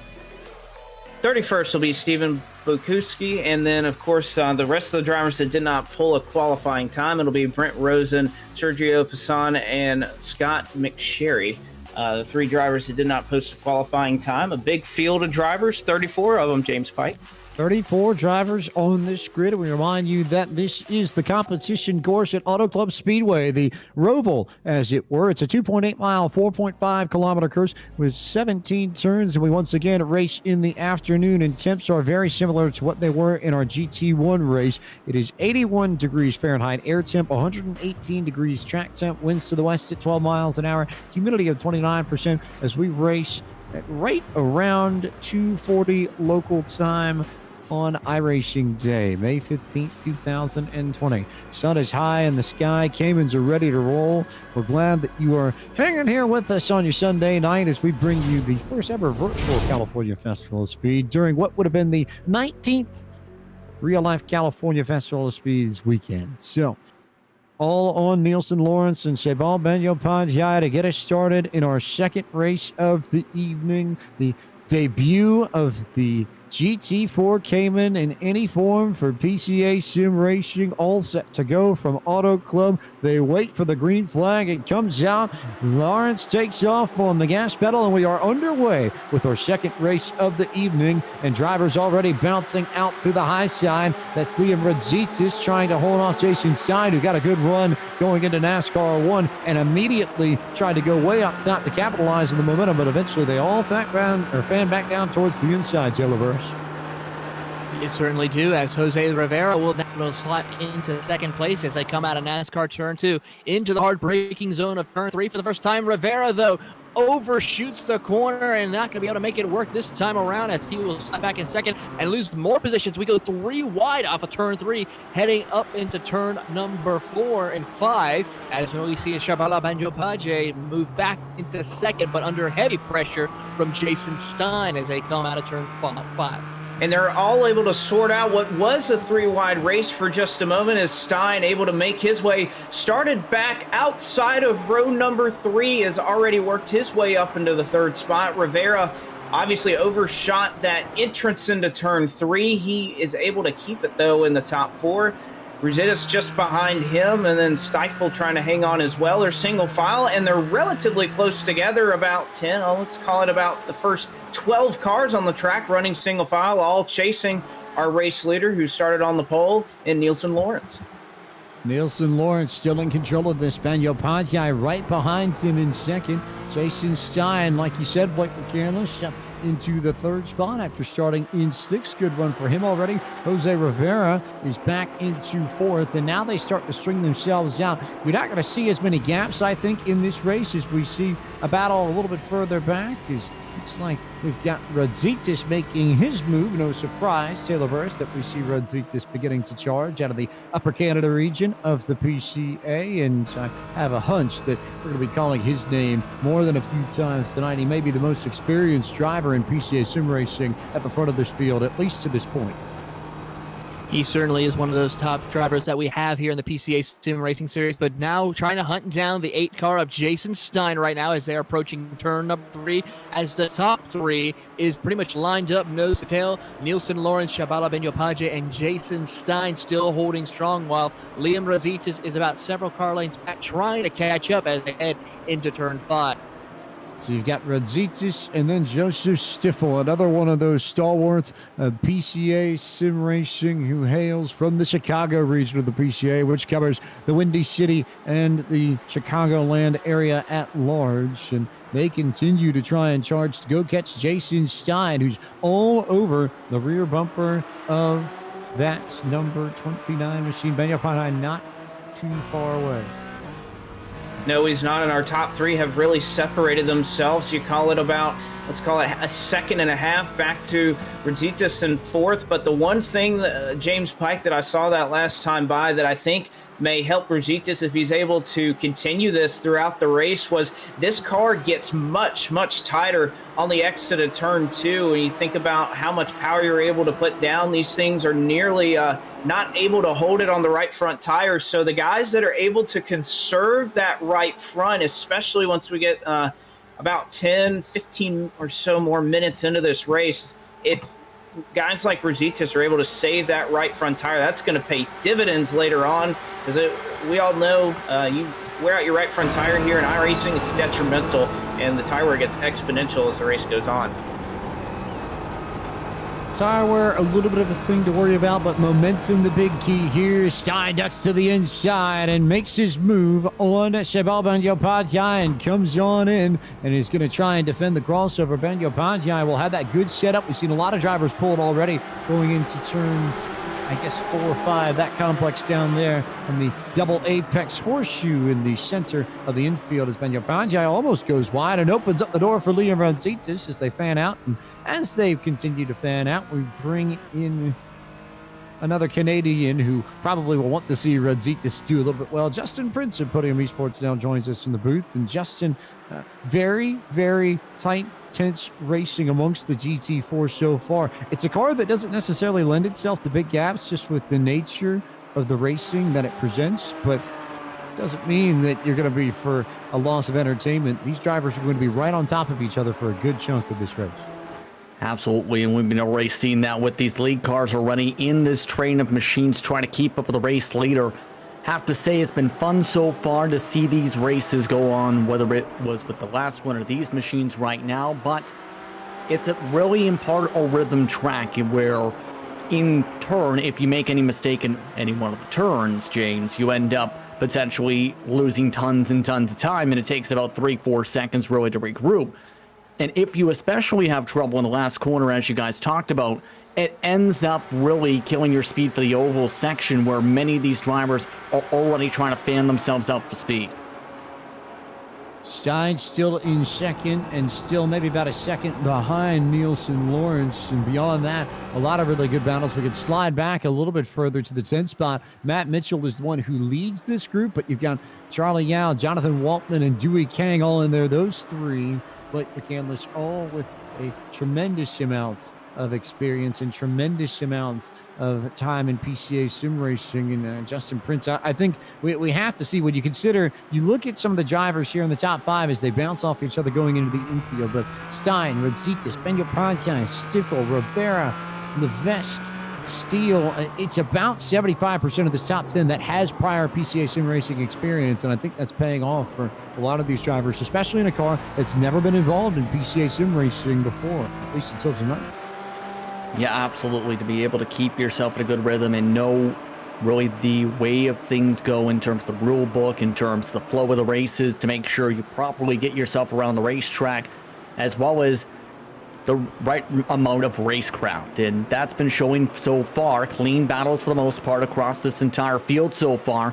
But already some good shuffling for about 14th on back, where the 26 machine of Jacob Shum is trying to hold on to a magnitude of cars in the backdrop outside the top 10. Matt Mitchell sliding wide, trying to hold off Jonathan Waltman, who got a good run to the inside. And this little kink here, the exit of about turn 15, 16, right there trying to throw people off. And then again, and with this Cayman, we cannot underscore the importance of getting out of 17 as fast as you possibly can.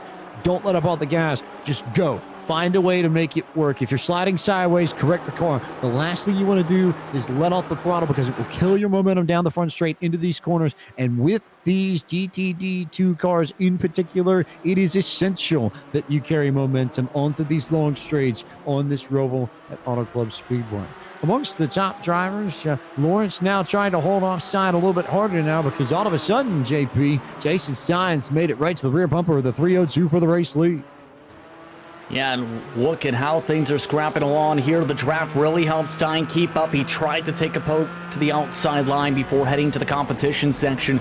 Just couldn't get the right arc now, but it's really in part trying to keep up this rhythm for this section to be able to keep up again for turn 16. That's exactly what these drivers are doing. That's exactly what Stein is doing, and taking advantage of that slipstream effect for when they go to the oval. Cones aside, the focus is one thing. Keep inside the slipstream and try and get a run for when you go around to the competition section next time by. And find a way to make some of these long straights within the competition section work. That's one way to get it done. The other is to just outright outbrake somebody. And you look at the particular spots on this course that end up being very useful. Obviously, we know about the exit from the NASCAR section and the oval section onto the infield portion. And you look at the chicane in 3 and 4, the gigantic horseshoe loop in turn 5. Turn 7 and 8, we haven't seen too much of, but I think that's just due to the nature of that corner and how tricky it is effectively a double apex corner where you can't really mat the brake the way you can with just about every other section on this circuit. Meanwhile, though, Stein all still there, all waiting for his moment. Can he cross up Nielsen Lawrence and maybe take away the lead in this race coming through this chicane? That's the idea. Maybe take a different line to try and get to the outside or the inside. He'll look to the inside. Lawrence is going to sit down there on the bottom. Here comes Stein to the inside. He gets on the brakes early, and I think he's going to try and set it up out of the horseshoe, maybe get the run into the bus stop right before they get to 7 and 8. It was a good run, though, through turn 5 for Lawrence, so he hangs on. But for how much longer? You can see Stein's got some pace. That was a massively defensive line, in fact, for that race lead by Lawrence to try and cut that out for Stein, and Stein's got to be smart about this. He's trying to set up a diamond off the corner, get a massive run on the exit. It's just not working quite yet to get that run he needs to, especially in sector number 2. Again, right now, Lawrence, I think, knows that slipstream effect is huge down some of these straightaways. It is not going to allow any chance for a poke to the inside, braking or run-wise, for him to try and make this move. I think this is very interesting. Taylor Burris, you look at the top 10 cars. This battle for the lead also happens to be the outright closest on the racetrack. So all eyes here at the front of the field as we complete the first 10 minutes of our second race of the evening. Yeah, a lot of great battles going on still. The battle, though, that we're all still watching is that battle for the top 2 between Lawrence and Stein, which are putting on a great battle as they come into NASCAR 1. Lawrence and Stein continuing to fight each other. They've rocketed away from Joseph Stiffold. He's about 2.5 seconds back of this fight for the race lead. So no worries if either of these two slip up. You have room to regroup and go after it again as we wait to see whether or not Stein's going to really try and force the issue coming into the infield portion of the course. Not yet, though. He will try and run the curb, maybe slide to the inside. He gets on the brakes, but at some point here with the blocks that Nielsen Lawrence is throwing on the exit of 4 coming into 5, you have to believe Justin Prince.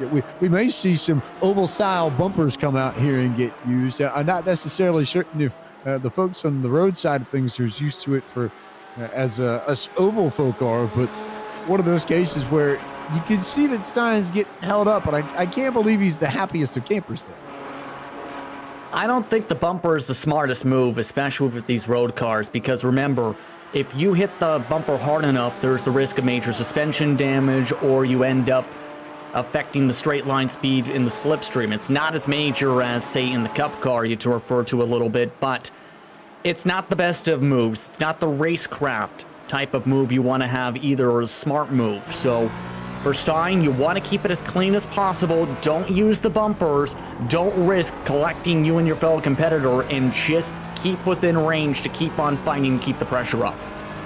The other difficult thing with these cars is that these bumpers are not designed to line up with one another. They are completely asymmetrical and very easily cases where you can find yourself in big trouble if you even touch somebody else. It's just not necessarily road racing's nature, but also allows us to touch on one of the great pillars, I think, of PCA sim racing that has shined through in its existence, which is the sportsmanship. And I think this is, again, where we give credit to James Huth in that first series back of the spring of last year. Watkins Glen made it happen as Jason Stein goes to the race lead and finally crossed up Lawrence enough to take away P1. He drives it wide into the chicane and onto that infield section. And here comes Nielsen Lawrence back to the inside. Side by side for the race lead. Lawrence, though, on the preferred line. Stein has to back up the corner, and all of this is around the 003. Right into the mix, make it a 3-car battle for the race lead. And back to the point when it comes to the contact for these machines. Remember, it's a new damage model on these cars, too, on the iRacing service, where if you hit the car hard enough, you can actually break the axle rods on these machines and cause your bumpers to scrape along with the suspension. You don't want that. Stein trying to keep this clean for the run. You know, when we talk about damage models, Taylor Burns, it may be a new concept for those unaware and uninvolved in the sim racing community, but for those who don't know, the damage model is the piece of the simulation that puts together the amount of damage and contact that you have with one another, and iRacing is constantly updating the software to make that piece of the simulation, much like all the others, as realistic as it can be. So new for 2020 is a damage model that is beginning to roll out across all of the cars. It hasn't quite made it to all the cars on the iRacing simulation just yet, but you see different pieces and things that might not necessarily have been possible a few years ago. Tires bouncing off and falling off the race car, wings and sheet metal flying all over the place in pieces, damage to suspensions like Justin Prince talked about, all part of iRacing's efforts to make this the most realistic racing simulation in the world. And they certainly have done a great and phenomenal job with that as they continue to improve the damage model. I know that they are going to continue to improve it and add it to more cars as the months and weeks and years roll on, where pretty much all cars will have that same damage model and possibly even an improved version of what we already have.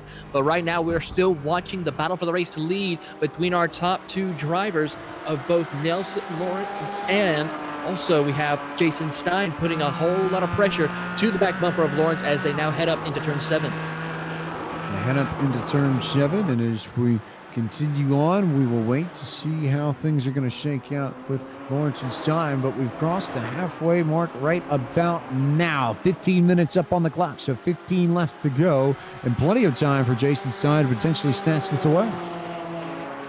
Absolutely, and we've seen some bold dives so far. It's just the fact that he hasn't been able to clear when he's tried the dives in turn 3 on the exit of turn number 4.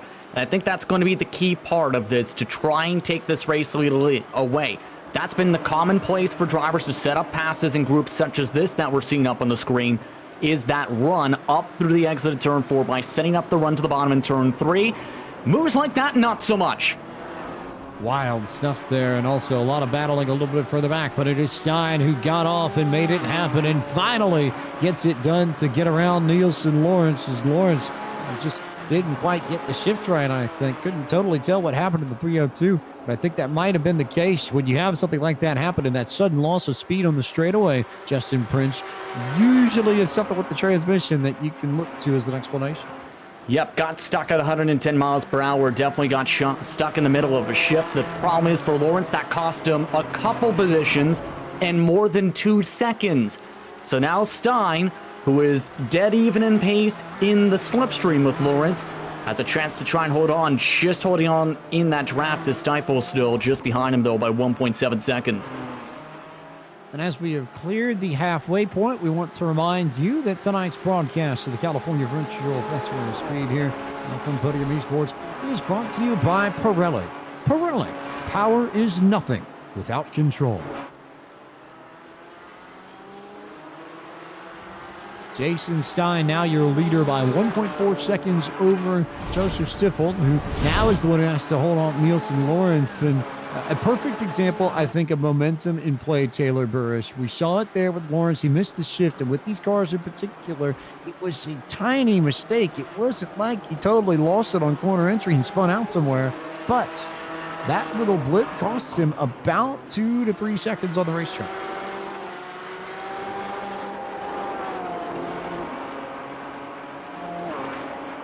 And now he has to hold out and potentially dig his way up through this field and get back to Joseph Stifel and then Jason Stein. As we return through the field, we can take a look at some of the battles a little bit further back. And I think we've got a good group here.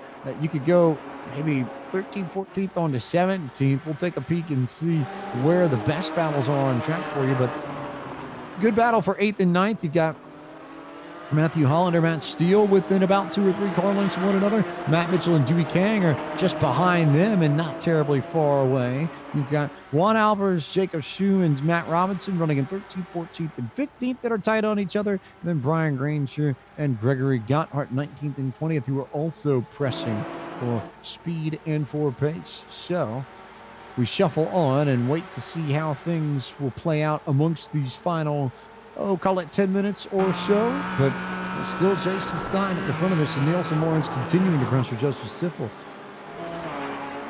And James, if I was Lawrence at this point, I'd be pushing in quick because they have an estimated 6 laps to go at the stripe this time by. There's not a lot of time for him to close back up on Stein. If he wants a chance to win this race, he needs to make quick work of Stifel, make a move in the run through turn 3 and 4 most likely, then try and use the slipstream to his advantage. He might have a couple chances to take the lead in that situation. You can't push and go over aggressive though to the point where you just try and stuff it in there, because that's where you have potential incidents and there's the chance you lose tons of time by doing so that way. Not as close as he needs to be quite yet though for the slipstream. But you have to try and get the slipstream out of the corners. It almost makes what you do in the infield section irrelevant, at least to a point. Now, obviously, you don't want to lose that much time there, but the biggest key in all of this is making sure that you find a way to stay tucked up behind, in his case, the triple or the 003 of Joseph Stifel, and then you find your way around him once you get the toe off the back of that particular Cayman GT4. It's not necessarily a guarantee that it's going to work, but you have to try. You have to push the issue because these cars are pretty well planted. They don't move all that much, and they're very stable. And that, to me, I think is maybe the most striking thing as we saw Lawrence begin to press the issue on Stifel and drove it deep into turn 5. So I think he knows he needs to go, Justin Prince. No question. He's starting to see the sand fall out of that hourglass. Yeah, a couple different groups of drivers are doing exactly that. Matt Mitchell with the 11th position, having to play defense with Kane right now on your screen. That's again the 11th and 12th, but as talked about, Lawrence just on the back heels right now of the 003 machine, and they've been slowly closing in as well on Stein now, since both of those cars are in the slipstream of the race leader, just at the edge of it. That's what the goal you mentioned needed to be. And guess what? Now it's a 2-car draft of drivers right behind the race leader, just holding on to the very edge of the slipstream. You can see Jason Stein is just destroying every single cone he can possibly find to get right on the edge of the limit with this GT4 Cayman, or GTD2 Cayman, if we are speaking in proper PCA club racing terms. We come across the stripe, 9 minutes and change left to go in the second race of the evening, and Stein now beginning to stretch that lead out. That gives us the opportunity to slide a little bit further back and find some of the better battles in this field. We've got Juan Alvarez, Jacob Schumann, Matt Robinson, 13th, 14th, 15th, and this little group, I think, developed from the group that was 17th on back and all fighting one another for position. They've been a very feisty battle throughout the duration of this race. Yeah, indeed, and you can see right now the Golden Gate regional driver just trying to watch along a little bit as this goes on. It's been kind of a scrap that's been going on for the past 2 to 3 or so laps at least. Starting first with that 13th place car in the 25 and Albers, making a pass to get himself into that spot. It's just with the amount of slipstream being a factor that he hasn't been able to break away. Robinson not looking to give up his slipstream all the way to the apron now to try and make a move. How about that move, Blake McCandless? Looks like Matt Robinson really does want to go. He ducked it right to the inside of Jacob Shum, and then Shum tries to fight back on the inside and cuts him off coming into the infield. Well, he cuts him off. Robinson will look high and now try to duck it down. Oh, Robinson may have gotten a couple of tires off that time, may have to give it back, but it seems right now he's still going to try to work his way forward. This is the battle for 13th, right behind with Jacob Schumann 14th, Matt Robinson 15th. And how about Schum able to escape right there? And again, they're still trying to all catch that 25 machine in front of them. So this is the Puerto Rico region of the PCA versus Robinson, who is a Golden Gator, versus Jacob Shum, who, like yours truly, hails from the Carolina region of the PCA. So we'll see if any one of those three can separate themselves. Also of note, there at least was a good battle a little bit further back, but the group at 17th has finally decided to spread itself out, so we'll keep our eyes on this group while we at least keep tabs on what happens between your front three. We're still pretty well separated, but this group between Albert, Schum, Robinson, the best battle of the bunch, and you can see Schum and Robinson really fighting it out as they enter 15, 16, and 17, Justin Prince. Yeah, indeed, and this is all while the leaders are also scrapping as well. Take a look now, once again at 14th position, got into a good slipstream once again for P13 and Albers, but just lost a little bit of it through turns 14, 15, and 16, though, to the point where he's just barely holding on. That's why he's trying to match tire for tire with the 25. And we've seen how aggressive Robinson was before, all the way to the apron last time. This time, he's trying the high arc that a couple drivers have tried throughout this night.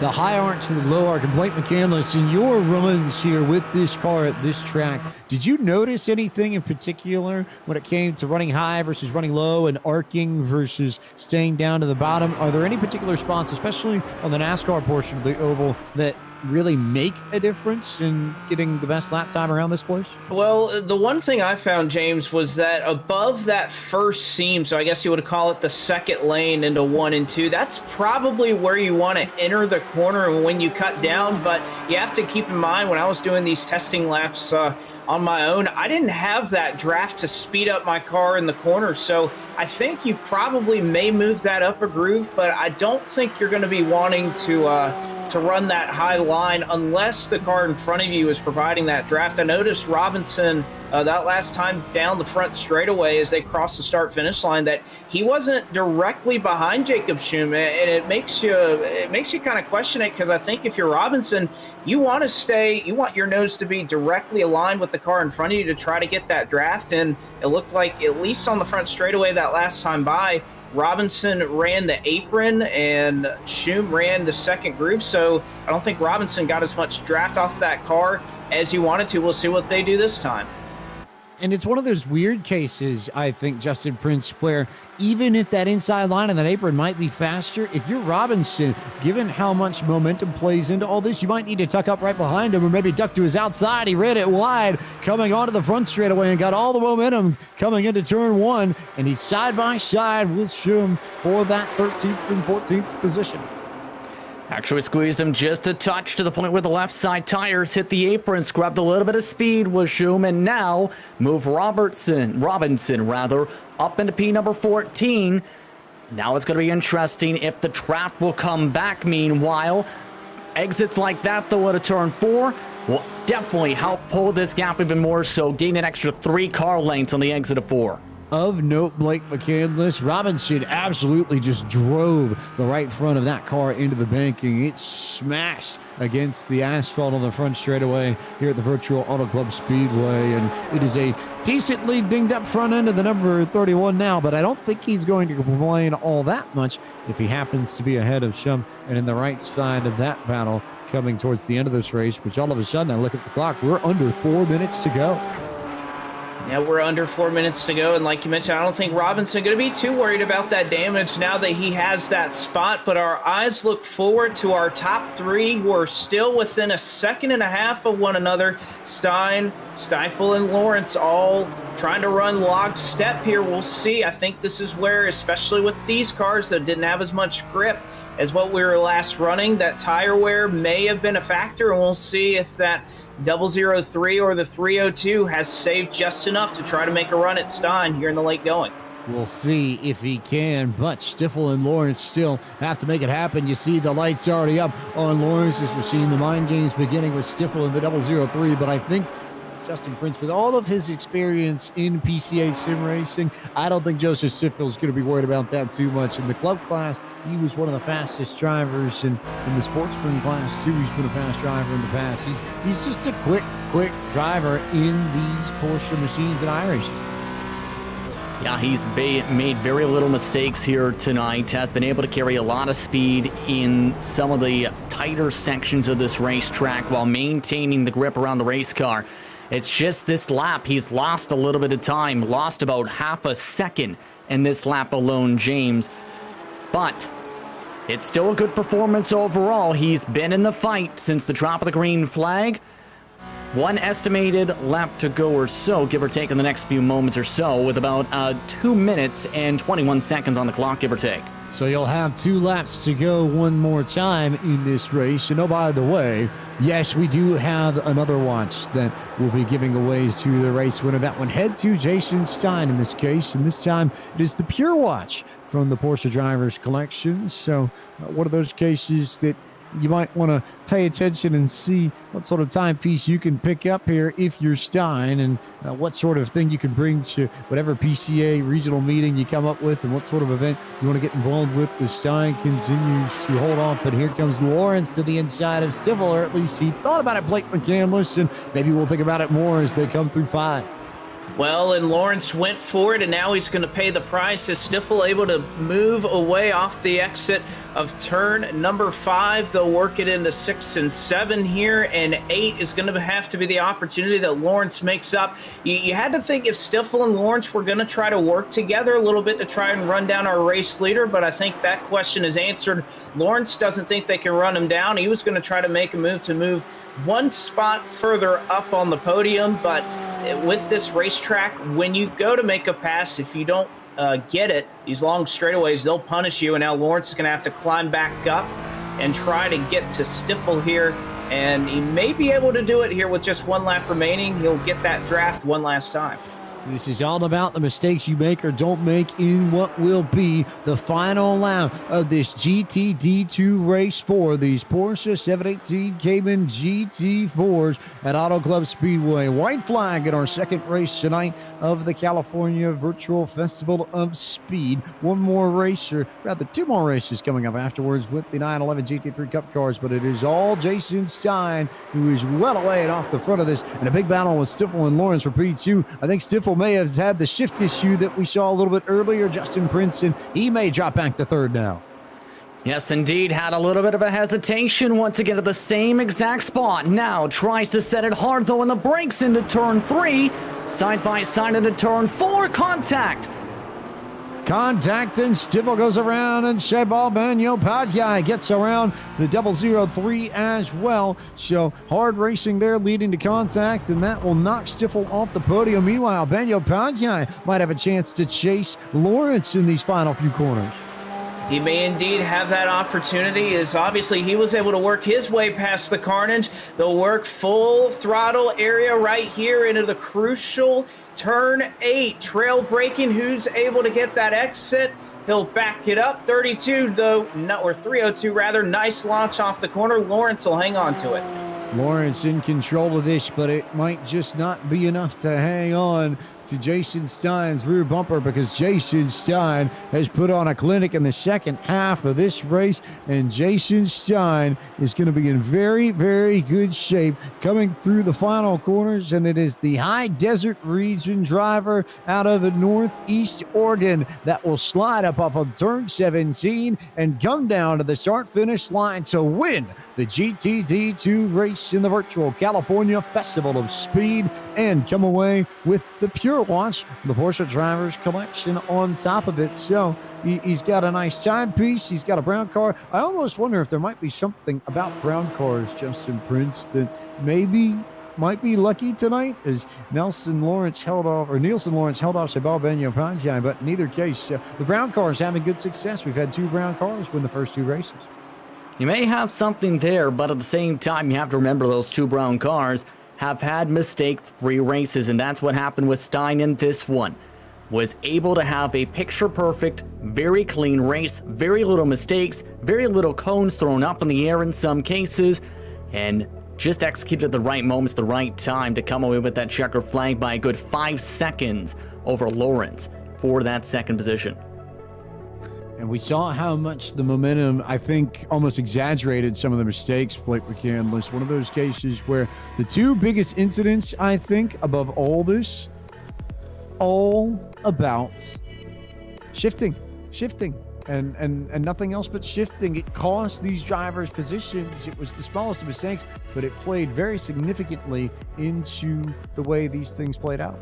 Well, it is, and I think even Stiffel there, as he exited turn 17, coming to the white flag, it was a little bit of a double-edged sword. I think you talked about, and obviously the shifting issue became part of it, but also his right side tires got a little bit too far out, and I believe he had to slow down there on the front straightaway after getting a course penalty that they said he cut the course. He had to give up a little bit of that time back, so the shifting issue combined with the fact that his right side tires got off a little bit, that's what allowed Lawrence to move by for position number 2 and caused eventually what ended up being that accident there. As we take a look at the full field rundown to tell you where your favorite driver finished, it was Jason Stein ahead of Nielsen Lawrence and Sebal Ben-Yopanjai. Joseph Stiffel finished in the 4th position. Liam Rodzitis comes over the top 5 tonight. 6 went to Jose Rivera. Michel Levesque finishes in 7th. 8th went to Matthew Hollander. 9th to Matt Steele. And 10th, Justin Prince to Jonathan Waltman. Joey King came home at 11th with Mitchell in 12th position. Albers in the 13th spot. Robinson 14. Then you have Schum in 15th spot, Steinbrink in 16th, Ayers in 17th, Granger, I should rather say, in 18th spot, then Soduk in 19th. Cottle rounded out the top 20 finishing positions. It is Scott Ferris in 21st, Gregory Gotthard in 22nd, Antonio Da Silva in 23rd, Jared Rodeheaver in 24th, Jonathan Shum, he brings it home 25th. Scott McSherry in 26th. Charlie Yao there in 27th. Frank Centur in 28th. And then only a couple of drivers were scored a lap down in this one. And Stephen Bukowski, he brings it home 29th. Brian Swift in 30th. 31st, Christian Raba.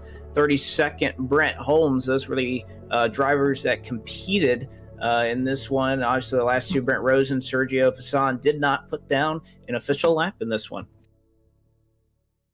32 drivers finish up tonight's GTD2 race, but only one of them comes to victory lane and takes the top step of the podium, and that is Jason Stein from the High Desert region.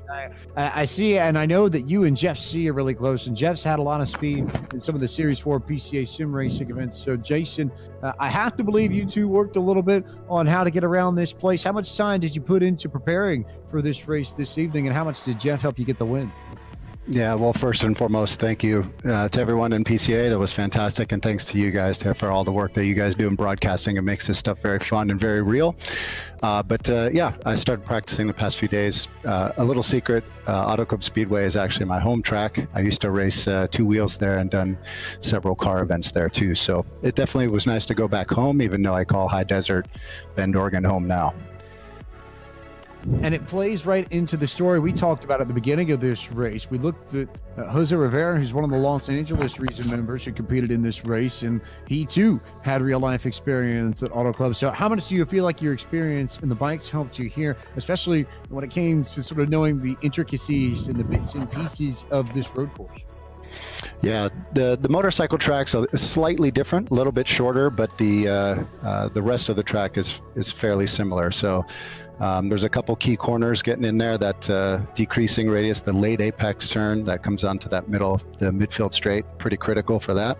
So I just, a little coaching from the LTFB team, especially Jeff C, just kind of kept my head down. And when I had a chance to lead from the front, it was a good feeling, and I just wanted to bring it home. So it's very nice. A piece of history with this victory as well. You become the first driver ever to win a race in this GT4 Cayman in PCA sim racing. What's it mean to you to take home that title? Oh man, I didn't realize that. Well, it's an honor, and thrilled to do that in my former home track and represent the high desert region. So yeah, it's fantastic. Thank you for that. Fantastic, and maybe a bit of a preview of what we're going to see in Series 5 in the fall with PCA Sim Racing. They're going to use this very Cayman and some of the best road courses in the world that are available on iRacing. Does it raise your expectations or your interest in coming back in the fall? It does, yeah. I think if we could do a little setting changes, maybe that might help a little bit. But right now, LTFB, we're going to focus in on Le Mans and Le Mans in June. So yeah, Series 5 coming up next, and looking forward to that as well. I know LTFB's been thrown around a lot, to be fair. There's been a lot of success from that team over the past few weeks in PCA Sim Racing. Who do you need to thank besides them for your run this evening? Well, honestly, I'll thank my wife and my family for the support, and actually my 6-year-old daughter, my 4-year-old son. They always put up with my time in the sim racing, and specifically my daughter kept telling me, "You can win, Daddy, you can win." So I guess she was right.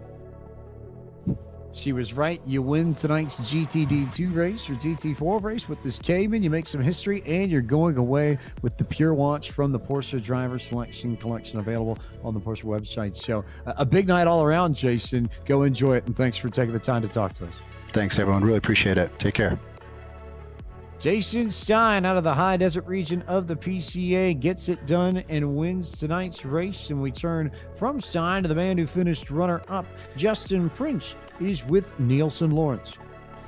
Yes, indeed. Nielsen, heck of a battle between you, Stiffel, I should rather say, and a couple other drivers towards that checker flag for position. What was your point of view as you were trying to scrap your way for a top 3 finish tonight? Yeah, I just ran the race hard. I made a mistake when I was in the lead. I had to serve a slowdown penalty, but fell back about a second and then managed to claw my way back up to Joe, who put on a heck of a battle all the way right up until the last lap. So it was a good race. It was a really good race. Okay, slowdown penalty was a factor for a couple drivers tonight. What makes that exit coming onto the front straightaway so difficult to make sure you don't exceed that track limit and stay within the boundaries while carrying the most amount of speed possible? Yeah, that's a really slick part of the track, especially with the temperatures being warm, just like it is in real life. That's one of my home tracks. So the hard part is, you're trail braking the car, trying to get it pinned in, and then you got to get back on the throttle as soon as you can to carry as much speed as you can through NASCAR 1 and 2. And that time I just got it wrong. I missed the apex by maybe a foot, and that brought me a foot out wide. So just racing. Indeed, it was an entertaining race as well at Auto Club Speedway. Have you raced at this track in real life? You're a member of the Golden Gate Club, I believe it is for example, or one of the clubs rather around here. What's your experience like at Auto Club, I should rather say? I've driven Auto Club in real life, although it's much different than the Porsche Caymans that we were driving today. I actually time trial a Ford Mustang GT, predominantly with the Porsche Owners Club, but my dad has a Boxer S that he is yet to take out there because he hasn't put in the proper safety equipment. But running it in iRacing is almost exactly like running it in real life, and it was a real treat to be able to do this today with the Porsche Club of America. I'm really grateful for them allowing me to participate. Where does the focus go for you now as a driver? Where can drivers and fans see you next? I'll be racing in the Porsche Owners Club Tribute to Le Mans mini series. We race next Saturday at Sonoma Raceway on iRacing, and it'll be broadcast on YouTube as well. So looking forward to next week and hoping that I can continue these podium finishes. Anyone you want to thank before we let you go? Yeah, I'd like to thank my mom, my dad back home. My mom for putting up with my racing, my dad for funding it and helping me get to where I am today, teaching me how to work on the car. My friends in North Carolina who are staying up very late to root me on. That's Nick, Mackenzie, Shannon, and Connor. Can't thank them enough. They're my big part of my support. Congratulations on the podium finish tonight. Good run. Thank you. Nielsen Lawrence comes home in P2 this evening, and he may have the toughest name in all of PCA sim racing, but he's a tough competitor too, and comes home with a P3 finish at the end of it all. Blake McCandless is with Sebal Banyopadhyay. And Banyopadhyay, he had himself a heck of a run. Started up in second, and Sebal, it looked like you were pretty well in position to just keep between the lines and bring home a fourth place finish. But then all of a sudden, what did you see in front of you when you came on turn number 3 in front of you?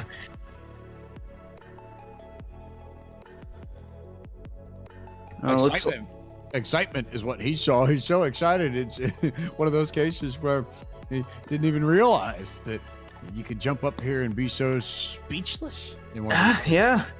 It looks like perhaps working through a technical issue. We see if we can't get back to him in a little bit. But yeah, it was a heck of a move he was able to make. And obviously he had a chance there to run down Lawrence there on the final lap in second.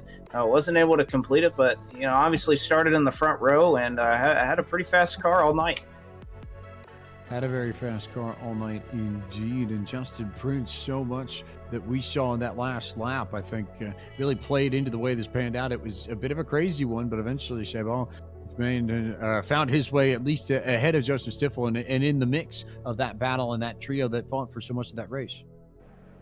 Yeah, absolutely, and he had a fairly calm race for much of the day. He had pulled away from the battle that happened for about fifth on back, stayed in a good rhythm this entire way around the racetrack, and just got in nearly the right place at the right time to come away with a second place finish. And that's the type of races in some cases you want to have.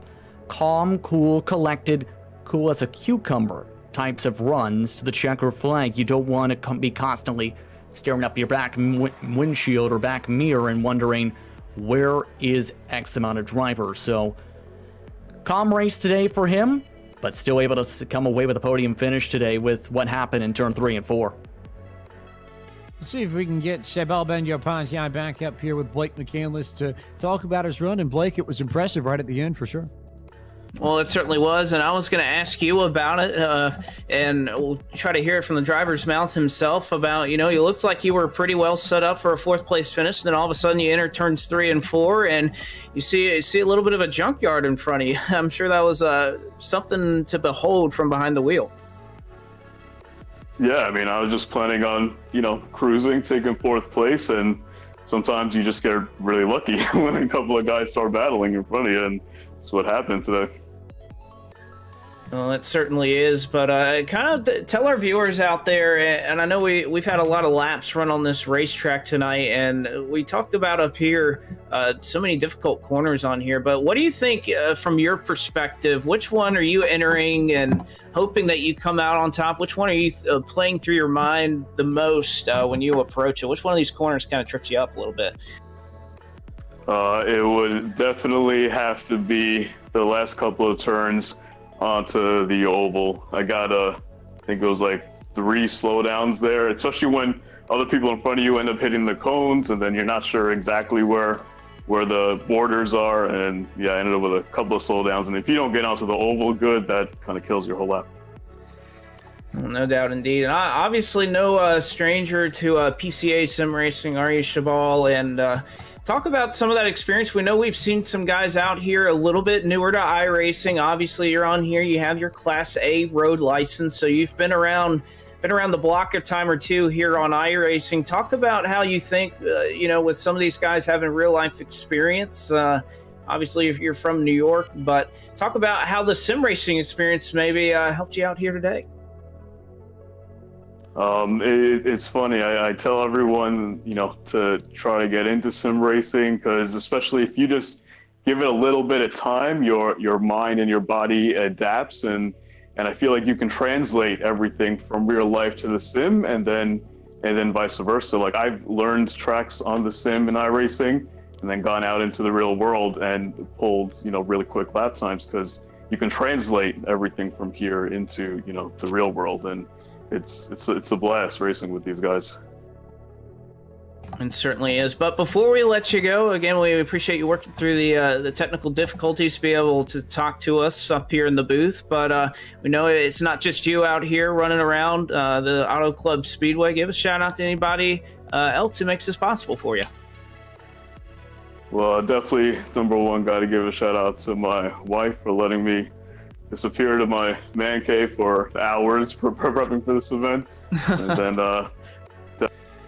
definitely to PCA organizing, everything. It's just a class act, all the guys. It's really great. And then you guys putting on a show for my friends and family to watch. Absolutely. We appreciate you coming out here tonight. You brought home a good race. Good to see you back up here on the podium after starting up in the top two. And obviously, if anything PCA related, we know you'll be up front and after him again, Shabal. Thank you. Shabal Ben-Yopaj, who comes home in P3 and concludes our interviews for our second race of the evening, the GTD2 race, which once again was brought to you today by KW Automotive. It's time to announce the winner of our second contest of the evening. This was the general photo contest from all the submitted entries into the California Festival of Speed. And to announce the winner, we turn it back over to the real-life voice of the California Festival of Speed, Mr. Gary Cooper.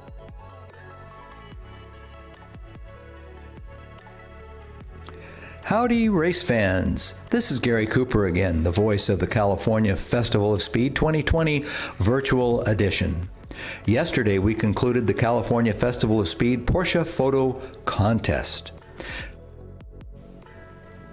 Howdy, race fans. This is Gary Cooper again, the voice of the California Festival of Speed 2020 Virtual Edition.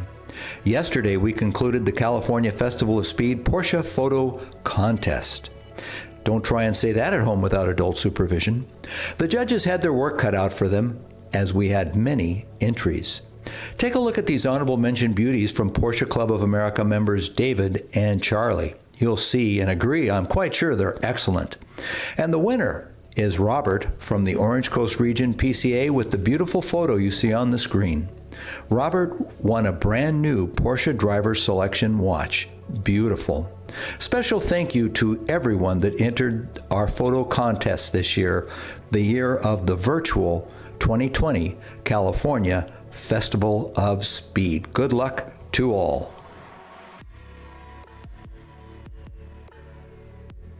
Virtual Racing School was developed to provide support to the next generation of sim racers. No matter if you're a rookie or veteran or what car or track you'll be racing,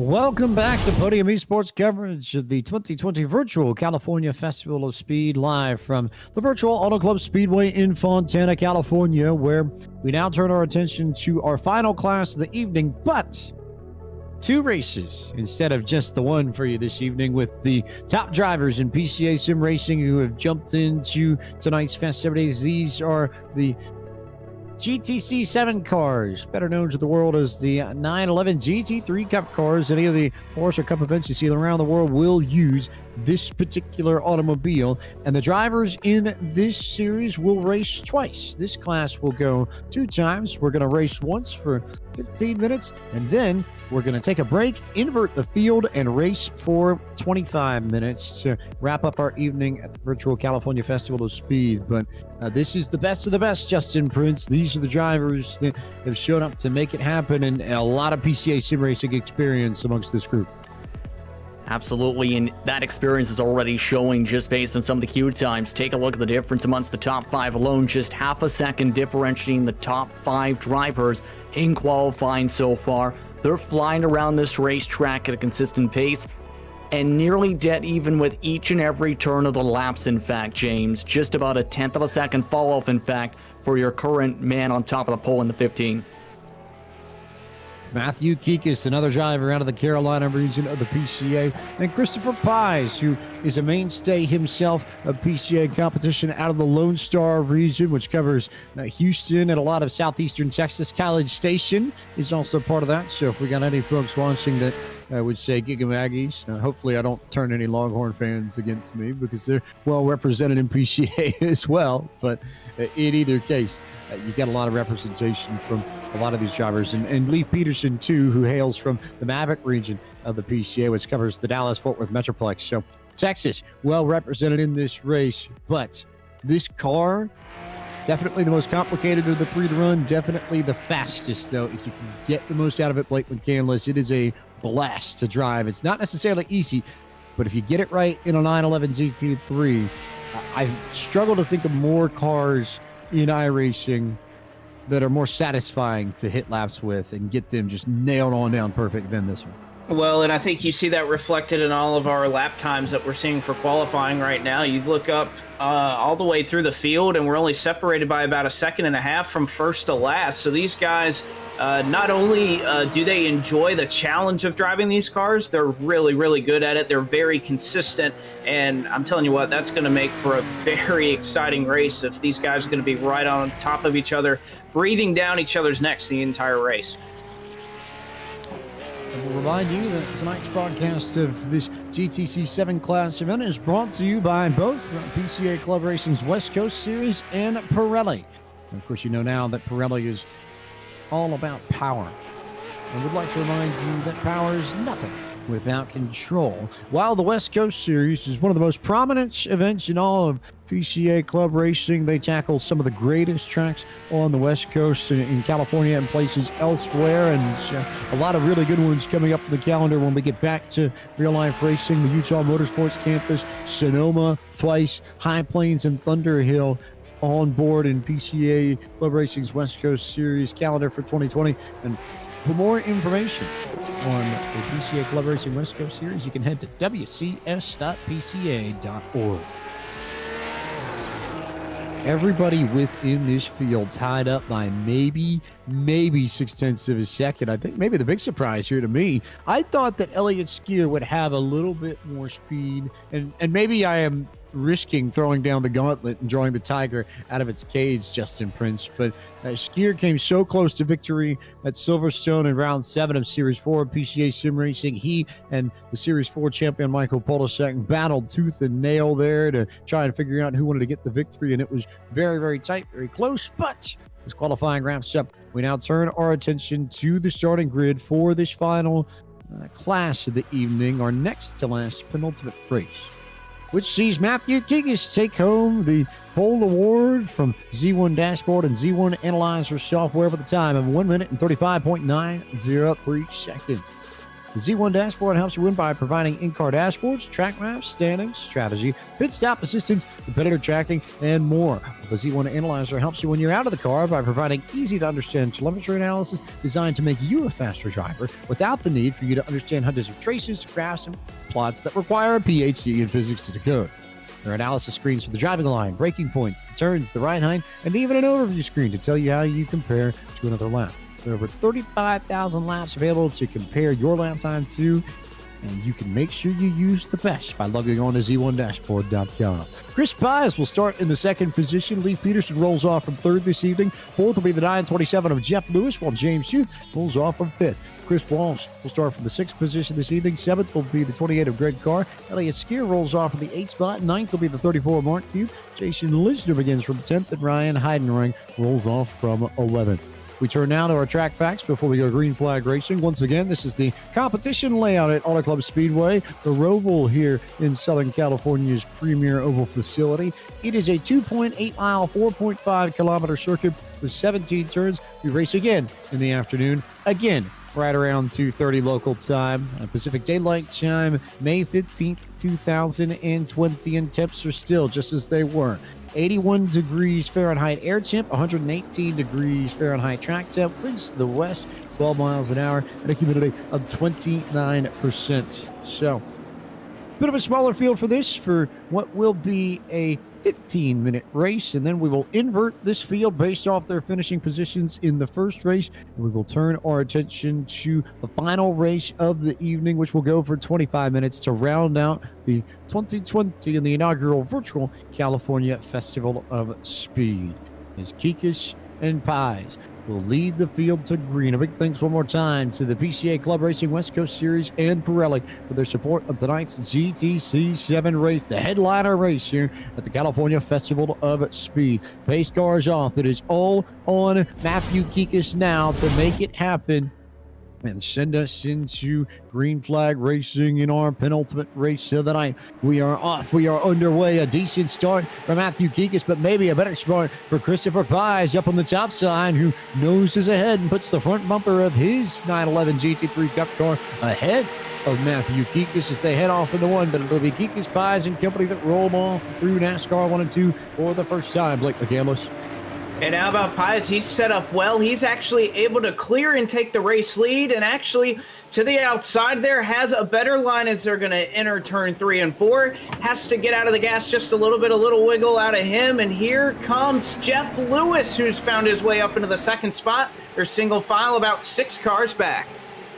Jeff Lewis with the big move there in turn 5 to jump ahead. Lewis out of the Potomac region of the PCA. For those watching who hail from the Washington, D.C. metro area, that's your driver in this race, and he already making moves to try and stalk down Chris Pies and potentially get the race lead. But plenty of experience up here, and as they come through this very tricky section and this far end of the course on the infield, they have to really tiptoe through 6, 7, and 8 to get the big run onto 9 and 10 and down to the chicane at turn 11, Justin Prince.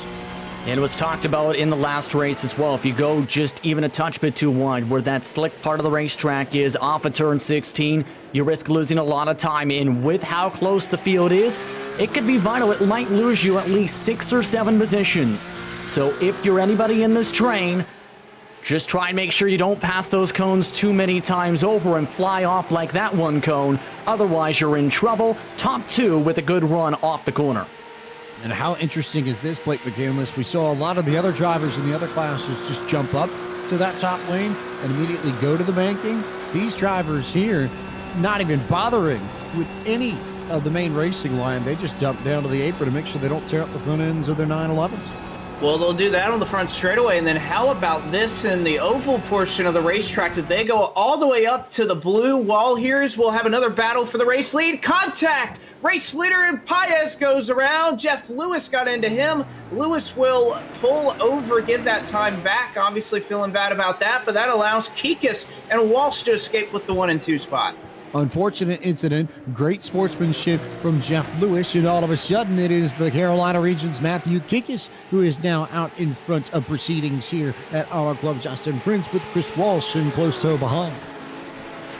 Yeah, and that was a danger spot throughout the races tonight. That run in turn 3 and 4 because of the switchback effect. Now, how will Walsh do is the quick question. He started this race in 6th. He already made a bold pass on a couple different drivers to get himself into this spot. The problem is, though, Lisner and Peterson are both looking like they're hungry to try and get some slipstream once they get back onto the oval part of the racetrack. Lisner and Peterson, we know, have speed. Lisner from the first settlers region of the PCA. That's the stretch from Virginia Beach to Newport News, all the way up through the Commonwealth to the capital of Richmond, who has thrown down a lot of impressive runs in the history of PCA sim racing. He won the finale of Series 1 at the road course at Daytona in memorable fashion with these GT3 Cup cars that you see racing here, and has been a factor in many PCA sim racing events. So no surprise then, Blake McCandless, that Lisner is up in the top 3 fighting Chris Walsh for P2. No, certainly not. And James, we were going to address this before that contact happened in 3 and 4, that these drivers, much different line here on the oval in 1 and 2. Rather than entering on the bottom side and trying to take that short direction around, these cars with all the downforce, all the power that they have, it's worth it. Almost take what you would see, you know, if you were running the full oval here, entering on the high side and using that drop and banking from the top side down to the bottom to carry that momentum all the way to the bottom side instead of just running around the bottom the whole time. So these cars, much different line here on the oval portion of the course. Very different line there. But in the infield, it's largely the same, and you see that brilliant bit of, some people would call it twitchiness, Justin Prince. I would call it ability to control these things. It's a hallmark of just about any Porsche out there. You know that you're going to have a car that handles well when you drive a Porsche. When you combine the downforce that you get off of these rear wings with the stability of the chassis that, you know, has been proven upon hundreds of years of experience, these cars may dance a little bit, but that's only because it's all about trying to get the drivers as many tools as possible to place these cars exactly where they think they need to go. Exactly, and that's one of the main attributes to why drivers choose this type of race car in some of the biggest events, even on the iRacing service. But you need to have that confidence to be able to hold those lines. Otherwise, you won't be able to have that pace, and you'll almost be underdriving the race car. By the way, battle for second just separated out because of a slowdown in a shift for Walsh in the backdrop for third. We talked about it a lot in our GTD2 race just a little bit ago, Blake McCandless, and yet again, missed shifts, part of the issue, especially on the oval portion of the course. That's exactly what happened there, and a little bit of madness, too, with the penalty chipped in as well. So all sorts of things happening to Chris Walsh at the beginning of this first GTC 7 race of the night. Well, you see Walsh slow down there, but not all worse for the wear just yet. Still within that slipstream of Lisner, and now Lisner starting to run down Kikis as well. He was a little bit faster that last lap, and so Lisner trying to do his best to work with Chris Walsh here. Obviously had that slowdown, but obviously just a mechanical issue there. He's getting back and going and up to speed. So if Walsh and Lisner, all they got to do is just keep with Kikis for now on, and this top 3 continues to pull away. But how about Leif Patterson as well? He's worked his way up into the top 4 and is holding a steady pace there with Greg Carr directly behind him for the top 5. Leif Peterson in very good shape there. Best battle, though, on track, hands down. Going to go back once you get to James Huth, Greg Carr, Mark Huth and company. You've got a whole host of drivers that are going to have a lot of fun in that bunch. And you look at some of the names there, the Huth brothers, who once again have been fixtures. And I didn't get the chance to finish it, so I figured now that he's in this race, no better time than the present to tell the story of James Huth, who managed to take advantage of an incident between Michael Polasek and Billy Smith in Series 1. And was an innocent bystander as those two wrecked into each other going into turn 1 at Watkins Glen and took the lead, but stopped and slowed down and gave the lead back to Smith and Polasek and let them fight it out for the win. We asked him about it post-race, and he said that it wouldn't have been fair of him to take the victory that way, and he wanted to let the 2 best drivers of the night fight it out. It set a tone for sportsmanship in PCA sim racing that is rivaled by a few series in iRacing. few series, maybe in real life racing as well, but it has become a hallmark of the PCA sim racing way that yes, you race hard, and yes, you try and get everything you can out of your cars, but you also race each other with respect and with fairness and treat each other the same way that you would want to be treated on the racetrack, Justin Fritz. Indeed, and you want to be having that type of respect in nice, hard, but clean racing. And this is some of the cleanest racing I've seen on the road course here tonight, here on iRacing. These drivers have been very respectful throughout this entire event tonight and been very clean, very little mistakes from these cars. Like clockwork, as some would say. The brothers have been doing well. Everyone's been doing well, with still a lot of time on the clock. Lots of time on the clock here as we turn our attention to the clock, which reads a little shorter than you would think.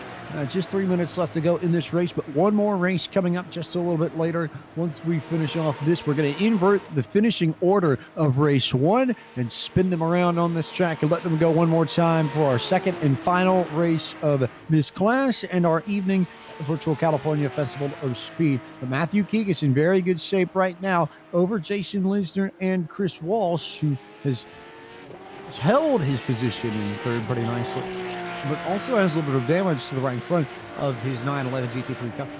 So something we'll want to pay attention to and watch as James Hughes and Greg Carr have a pretty solid battle of their own. They certainly do, as that damage from Walsh was another one of the things we talked about all night, a violent banking transition off the exit of turn 17. But as you mentioned, Greg Carr and Patterson have been minding their own business, or Peterson rather. They've been safe, and Peterson has been able to make up some ground. He was 0.6 of a second faster than Chris Walsh that last time by. So although the clock getting a little narrow here for Peterson to try to make a move, he and Carr have been minding their own business, but still be making some headway as they're starting to run down our podium runners right now. Starting to run them down, but almost out of time here. And as they cross the line, Matthew Kikis is right on the edge of getting one more lap into here. So we may have one, we may have two. It will be tight. We're not going to know the answer until they cross the line, because average lap times here, about a minute and 36 seconds. You know how much time Matthew Kikis crossed the line with Justin Prince? 1 minute, 36 seconds. Yeah, that is going to be dead on, if anything, at this point, and is expecting to be the last lap we're hearing from race control here right now, but just has to make sure he doesn't make any mistakes. Lost only about a 10.5 last time by, and has had a very clean run this time, heading back towards the straightaway once again to 7A and 8. We continue to shuffle on. Matthew Keek is in good shape as everybody continues to roll around and jump up and down and try and get the best out of their cars. Lee Peterson and Greg Carr, a good battle, though. Contact between the two of them as they go around 7 and 8. So Peterson slides through the grass and is going to lose a few spots, which certainly won't help him here, but may end up helping him on the backside, because, again, like the canvas, we're going to invert the grid for race number 2, and that may be a boon to some of the drivers a little bit further back in this field, the Elliott Skews and company in particular. Well, and we'll see there, Greg Carr is he blows through 11 and 12 here. He completely cut the course, so perhaps either giving up time or getting a penalty right there for that contact that was made. Checker flag in hand, though, as we look up front. Matthew Kikis is going to take down the win with Lisner and Walsh close in tow. That completes your top three, but as we mentioned, James, it's a little bit bittersweet, as obviously they take down the win here. They're going to have to go to the back of the field once we stack things up once again. So now the challenge becomes, if you are any of these drivers, Justin Prince, what's your strategy coming through 10 cars to try and get back to the front and win race number 2? Kind of take it nice and patient, because if you go in guns a-blazing, that's where you have what happened in turn 3, or you lock up the brakes and cause contact in turn number 9. That was what happened with Carr, for example, in that battle we were referring to in the final sections of the racetrack. If you don't play it right, you will be potentially in trouble, whether it's penalties or damage. Do you really want to risk it all by setting it too hard, too early, once that invert is complete? And how important are their shifts going to be, Blake McCandless? We've seen so many issues with them. It almost hit us in this first race of the GTC 7 class tonight. How is it going to strike in the second race, the longer race of the two? We had 10 minutes for a 25-minute feature in race number 2 coming up.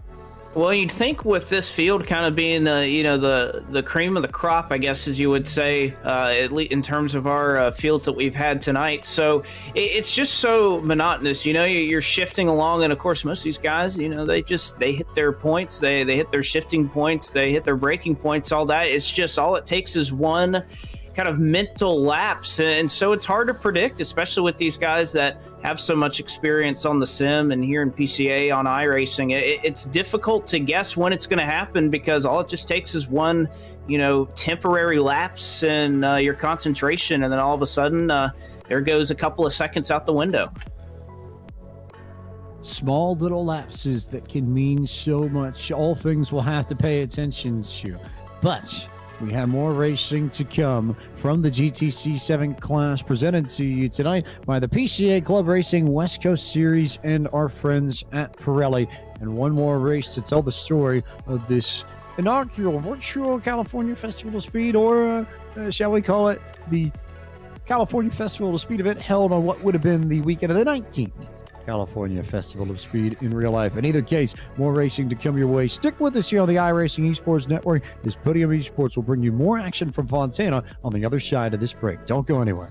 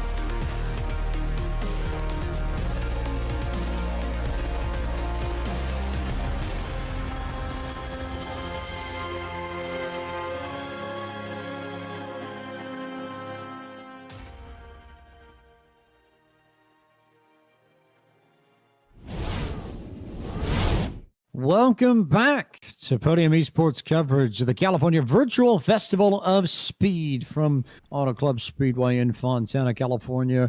We get set to bring you the second race of our GTC 7 doubleheader from the PCA Club Racing West Coast Series and Pirelli Tires. And a fun race here. The grid gets inverted from the running order of the first race. So 25 minutes of madness. You're going to see some of the fastest drivers in race one try and make it to the front after starting in the back in the second race.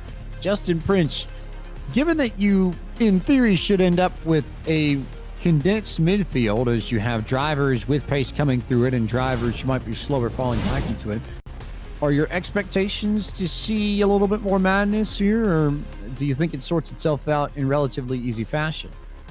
I think it's a mix of both, actually, James, because there's going to be a bit of madness at the start, absolutely, especially based on some of the drivers who will be looking for recovery drives. Take, for example, Ryan Heidenreich, who had a lot of trouble. Finished 25 seconds back of the race lead at the checker flag. Expect drivers such as him to try and respond. Paez, though, he's definitely going to be in a good position to sort itself out. Remember, he started up towards the front, had contact in the first laps of the race. Guess what? He now starts at the front, chance to have a redemption race of sorts now, James, for him and a couple others. And some of these drivers who were in the back here, and some of the drivers who are going to start up front, if there's one that jumps out to me, Blake McCandless, Elliott Skier of the San Diego region of the PCA. Not only is he a Southern Californian, but he also has tons of experience in this 911 GT3 Cup car. He races them in PCA Club Racing in real life. So if there's one driver who should be able to make it translate and he's won PCA sim racing events in the past before and is going to start near the front of this race, Elliott Skier, I think, is going to be a very, very tough man to beat. Oh, no doubt about it. Has one of the highest I ratings in the field at a 4,300 road I rating. We're on the road tonight, but so no doubt about it that you mentioned his real life experience obviously comes into play, but even the sim experience does help as well. And I think for a guy with the caliber of skill that you see in Elliott Skier, that a good starting position, he's going to be able to guy that's going to be able to keep his track position and utilize it to his advantage.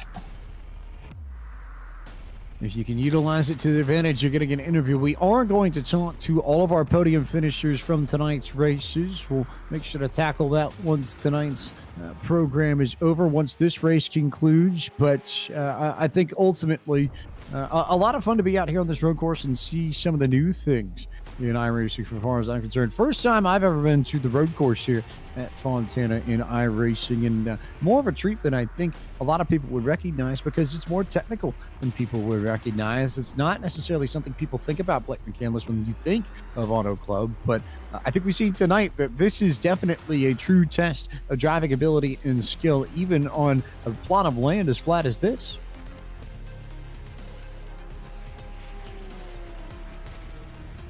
As we see some of the drivers circulating and potentially working their way around the racetrack to get at least a few laps in there. We've got a little bit of time left on the warm-up before we get set to go, and a little bit of time left before we get this final race of the evening underway. And once again, if you're interested in starting your career in iRacing, you can head on over to iRacing.com. If you want to learn more about the platform that we're using tonight, iRacing is a tremendously sophisticated and the world's premier online motorsports simulation. There's officially sanctioned racing from so many different groups and so many different places and so many different kinds of racing around the world. You've got all kinds of action from IndyCar, IMSA, NASCAR, the World of Outlaws, so many different open wheel races from F3s to the Mazda Road to Indy and more across tracks that are not just located in the United States and aren't necessarily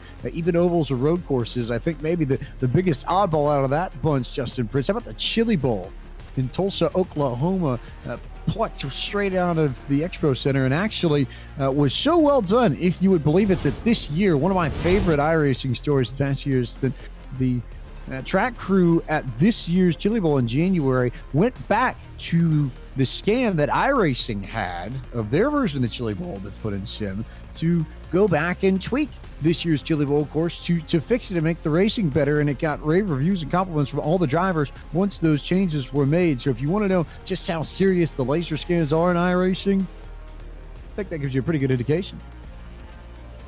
Absolutely, and that was very impressive when that happened at the time. I remember being amazed by that story, in fact, and with the usage of iRacing as well, you can have so many car and track combinations you may not expect. Remember, in real life, say, take the NASCAR Gander Outdoors and RV Truck Series machines.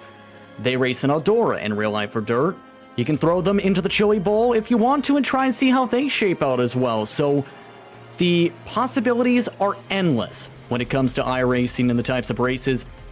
Hey, I wouldn't mind seeing a bunch more races when it comes to Auto Club and more different combinations in the future as well. Wouldn't mind seeing, say, a cup car or a lot of races back here at this track based on what we've seen tonight.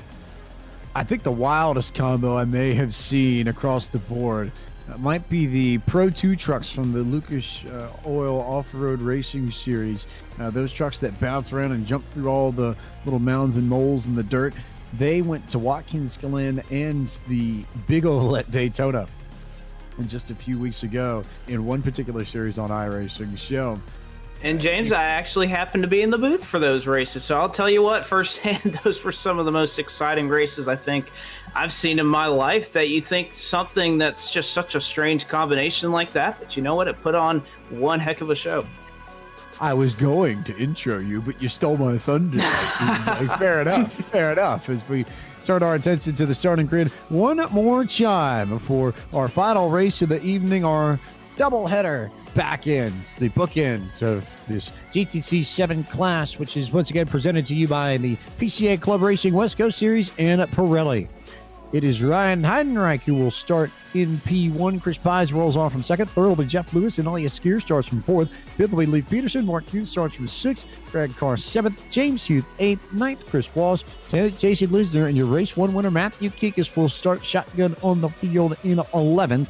Don't necessarily know if Heidenreich gets a Z1 dashboard to analyze your P1 award, but we'll give him a little bit of credit for maybe playing this perfectly and getting himself in a good position for the final race of the night, the one that everybody remembers. It's the one that lingers. That's not to say that Matthew Kikis' win wasn't impressive. It was, but the final race of the night, the final feather in the cap, something special about that I think all these drivers are going to want to fight for as we round out tonight's coverage of the first ever virtual California Festival of Speed. Heidenreich and Christopher Pies will lead us to the green one more time this evening, and we shall see how they dance their way through 1 and 2. And the answer is that Pies got a great launch off the line as we go green flag racing in the second race for the GTC 7 doubleheader, and he and Elliott Skier both are ahead of Heidenreich, and Heidenreich did not get going at all on the inside, already back into that third position before they even hit the infield portion of the track. Justin Prince. Back towards turns 3 and 4, they rumble once again. Baez with a good launch. Here comes the move on the high side, though. Skier trying to use the outside in 3 and 4. Will it work? Many times the crossover towards turn 4 has led to trouble. This time a clean run. More trouble behind, though. Heidenreich upside down. Hooked with Peterson into the Armco. So Heidenreich and Peterson way out of the way. And what a brilliant little move from Chris Pies there. He saw the move that Elliott Skier trying to put on him, trying to dance to the inside of that chicane, entering the infield, and immediately went over there to cover. And that's going to be the kind of thing you're going to see from Elliott Skier. All those sorts of little bits and pieces and moves, those jerks to the side, he's got nailed down, and he nailed the apex there too. They might go side by side through the kink onto the second straightaway here, Blake McCandless. And as they work it down here, this is where it's going to be interesting. Who's going to give as they enter turn 11? Neither one of them are. And actually, Skier, he's going to get on through it as Pies overruns the corner. He's sitting here broadside in the middle of turn 11. He'll have to back it up, lose all that time. So Pies up from the top spot. He surrenders it, and now it'll be Elliott Skier who takes the lead and will complete and lead lap 1. Leif Peterson has pulled it behind the wall. He's done for the evening. Brian Heidenreich is on pit road, so those two largely out of contention. Elliott Skier, in the meantime, out in front by 1.2 seconds over Jeff Lewis, who, after the first lap, has jumped up one spot into P2, Justin Prince. When I was expecting a little bit of madness, James, and just before this second race, this wasn't the madness I think we were expecting, was that craziness on the first lap for these drivers, but now it's the matter of, can Elliott Skier keep on going in his pace? Some of the fans watching along thought he might have had a plan going ahead. Now, his plan looking like just stay up at the front, try and pull away from Lewis and break the toe.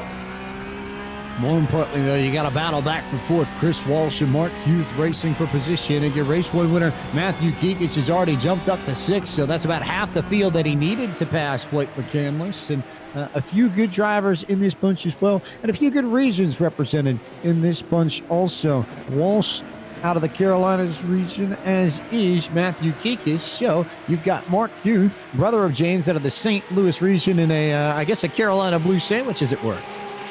Well, Carolina Blue. I know I grew up in the Carolinas, but it wasn't about Carolina Blue. It was about Wolfpack Red, I guess, where I grew up, so in Raleigh. But he'll be in the middle of that Carolina sandwich. And you mentioned Matthew Kekich trying to make his way forward.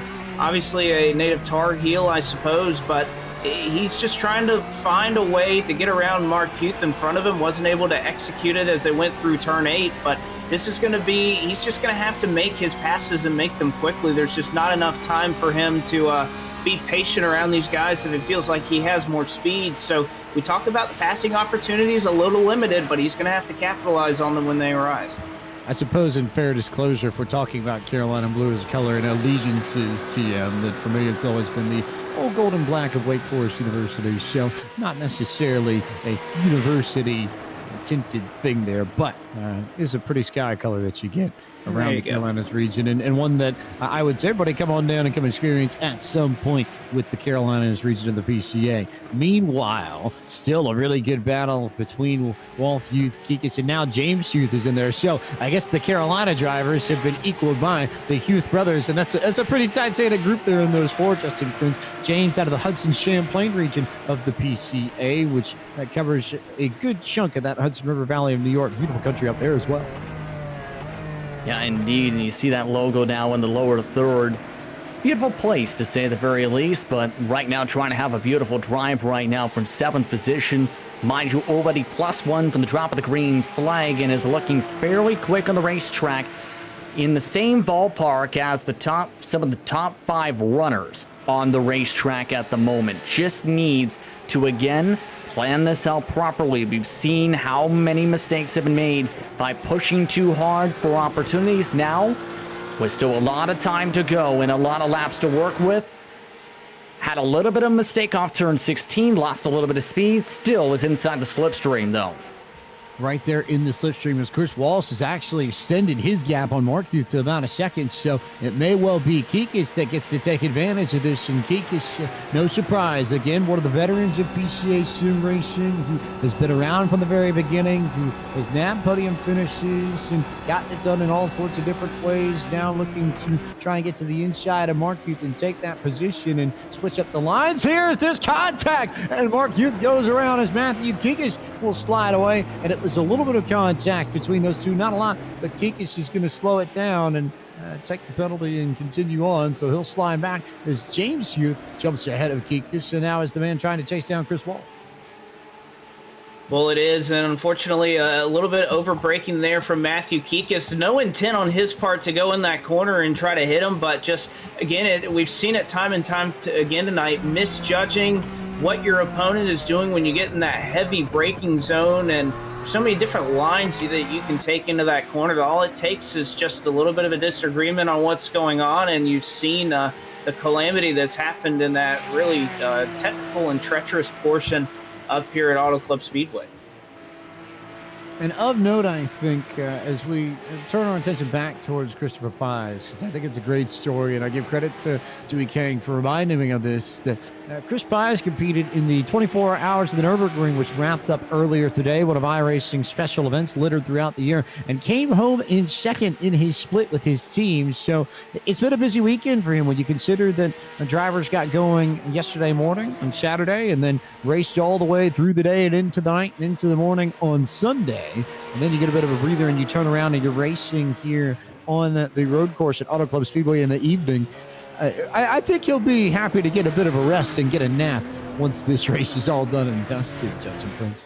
I'm so glad you actually brought that up because it takes so much preparation to get ready for the long endurance races, 12-hour races, the 24-hour races on iRacing, like in real life, because it takes hours and hours of preparation, coordination with your friends and teammates to figure out driver rotations, how you want the car set up, the best strategies for certain parts of the race, who will take care of the night shift. So many discussions come into play where your goal is simple, James.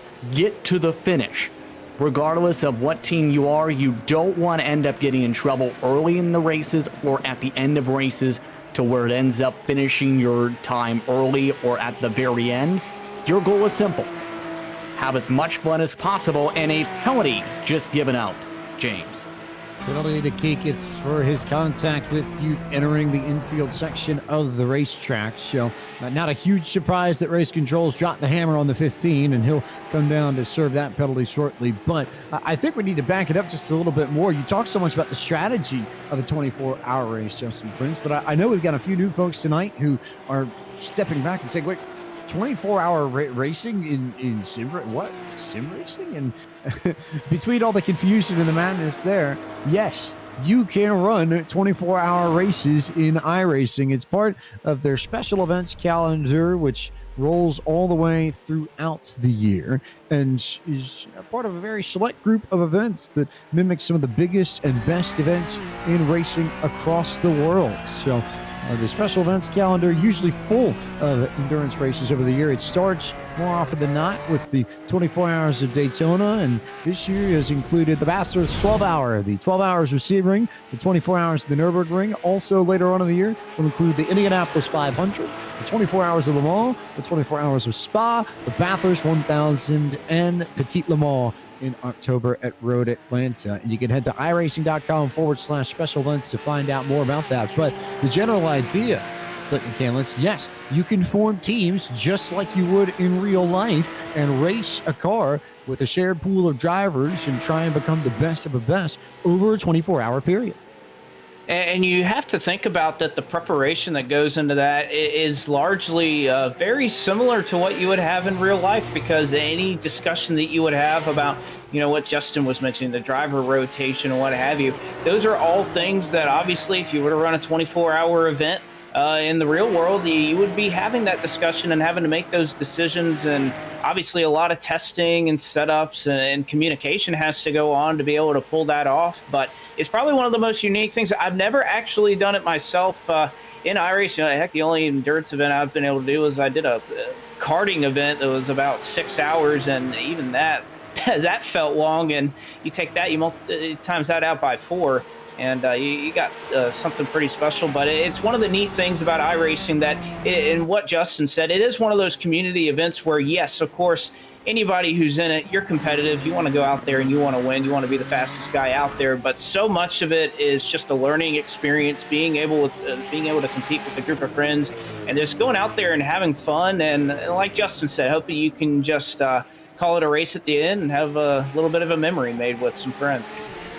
You got some tent poles in endurance racing there. Obviously, the 24 Hours of Daytona and Le Mans stick out for reasons that I don't think need much explaining. But, there's some great stuff there, too. I know for the IndyCar community that the Indianapolis 500 always is the biggest event of the year. Justin Prince, it is a certain Will Vincent's favorite event of our friends over at RaceBot TV. Will lives for IndyCar and has been on the call for many an Indianapolis 500 top split race in iRacing over the years. And then I'll admit, personal favorite of mine, just because I love these cars so much, the Australian supercars, the Bathurst 1000, and the Bathurst 12 Hour too, because you can race these GT3 911 Cup cars that you're seeing on track, but just anything at Bathurst, really, whether it be a sports car or a supercar.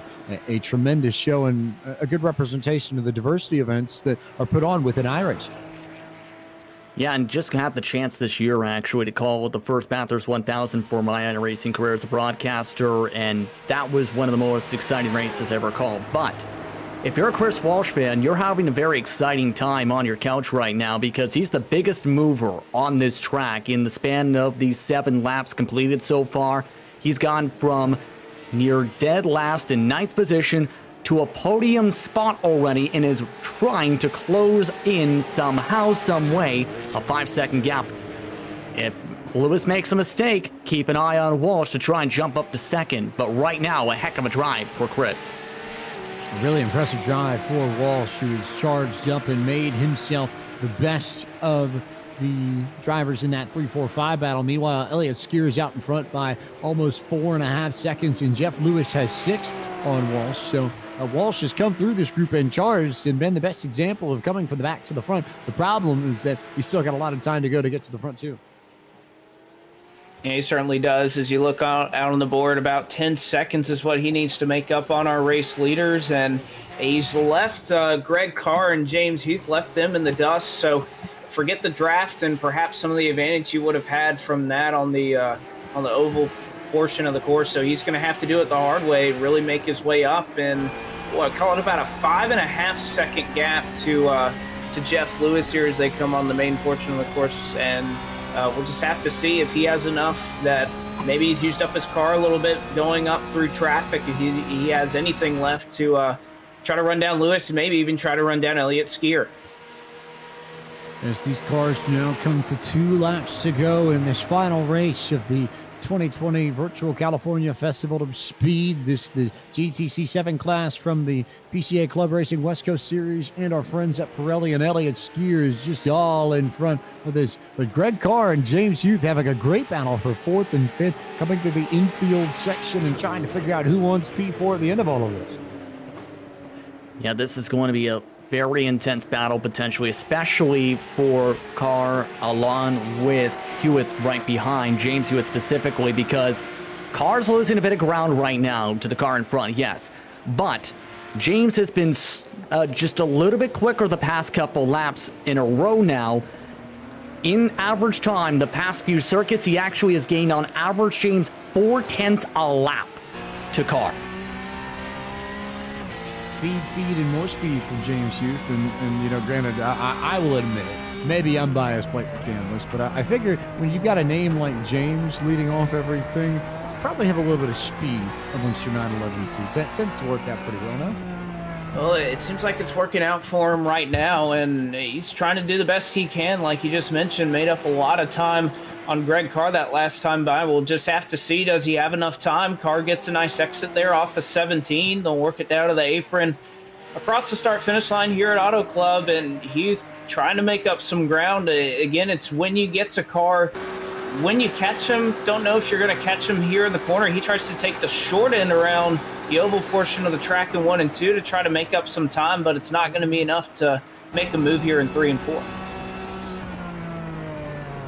I'll give another shout out to Dewey Kang, who ran with Matthew Kigasan, Chris Pies, and Leif Peterson in the Nürburgring race earlier. But right now, it's all about Elliott Skier, who has maybe about a half a lap left to go. He's in the infield for the final time, looking to pick up the win in the final race of the night here at the Virtual California Festival of Speed.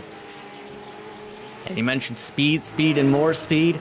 He's had speed since the drop of the green flag in the second he's led this race. Has been on average 4 to 5 tenths of a second quicker than Jeff Lewis each and every time around to run away by more than 5 seconds, James. It's been a clinic of consistency for him. Very little fall off, near dead even each and every lap. And it falls right in the ballpark of experience with this racetrack in California and California drivers coming home and making it happen at Auto Club Speedway. That trend will continue as we close out the night. Elliott Skier comes out of the final corner onto the front straightaway, and he is going to win the bookend, the final race of the doubleheader for the GTC 7 class. These 911 GT3 Cup cars, their last race of the night. From the PCA Club Racing West Coast Series, and Pirelli to the driver of the number 114, and just no question, he was the best man in this field in this second race. Blake McCandless, he had no competition whatsoever.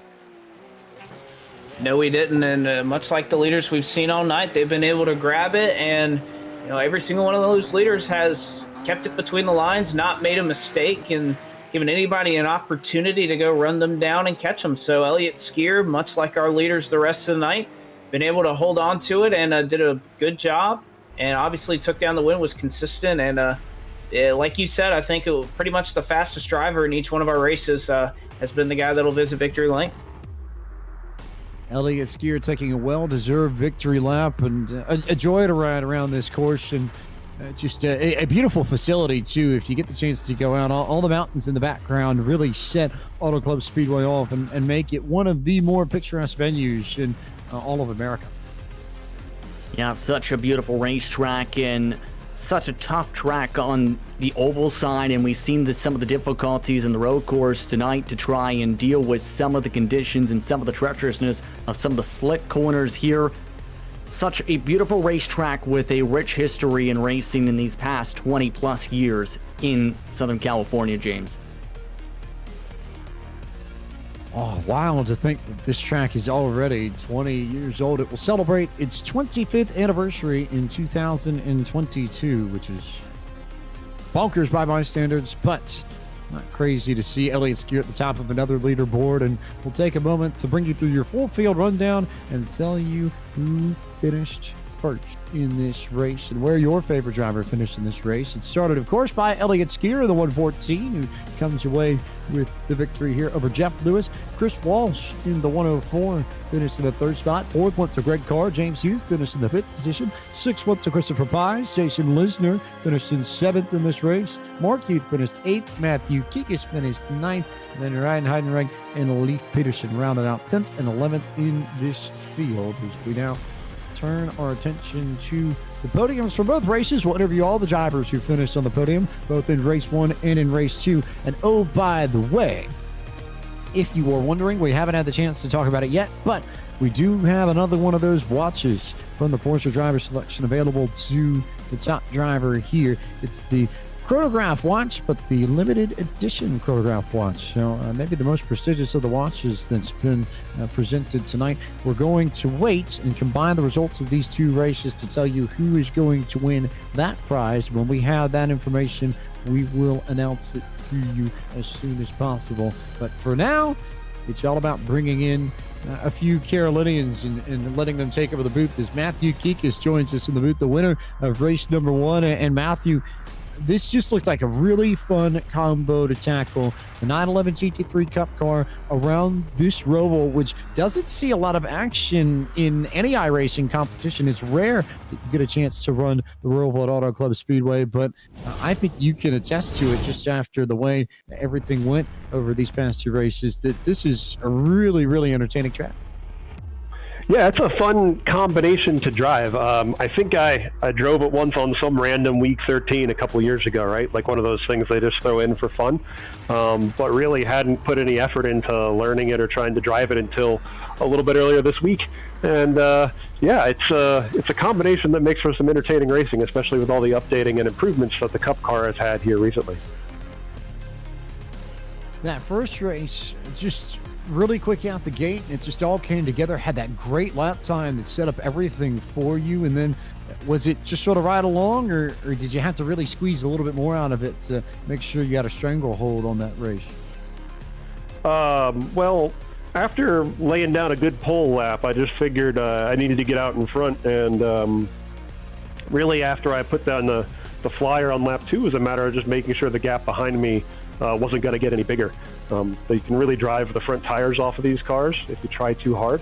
I just wanted to make sure I kept it underneath me enough that with Lisner trying to chase me down from behind, I had a little bit left in the tank the whole time. This is the final event, at least it's scheduled for PCA Spring or Sim Racing in the spring calendar, and between the GTLM racing we've done in Series 4 and now back to the roots here in your case with the GTC7 cars and the Virtual California Festival of Speed. And just can you give a bit of perspective on what you saw in the spring here from PCA Racing, and as someone who's been around for a long time, the program, how impressive it was to see this whole program grow as much as it did in the span of a few months?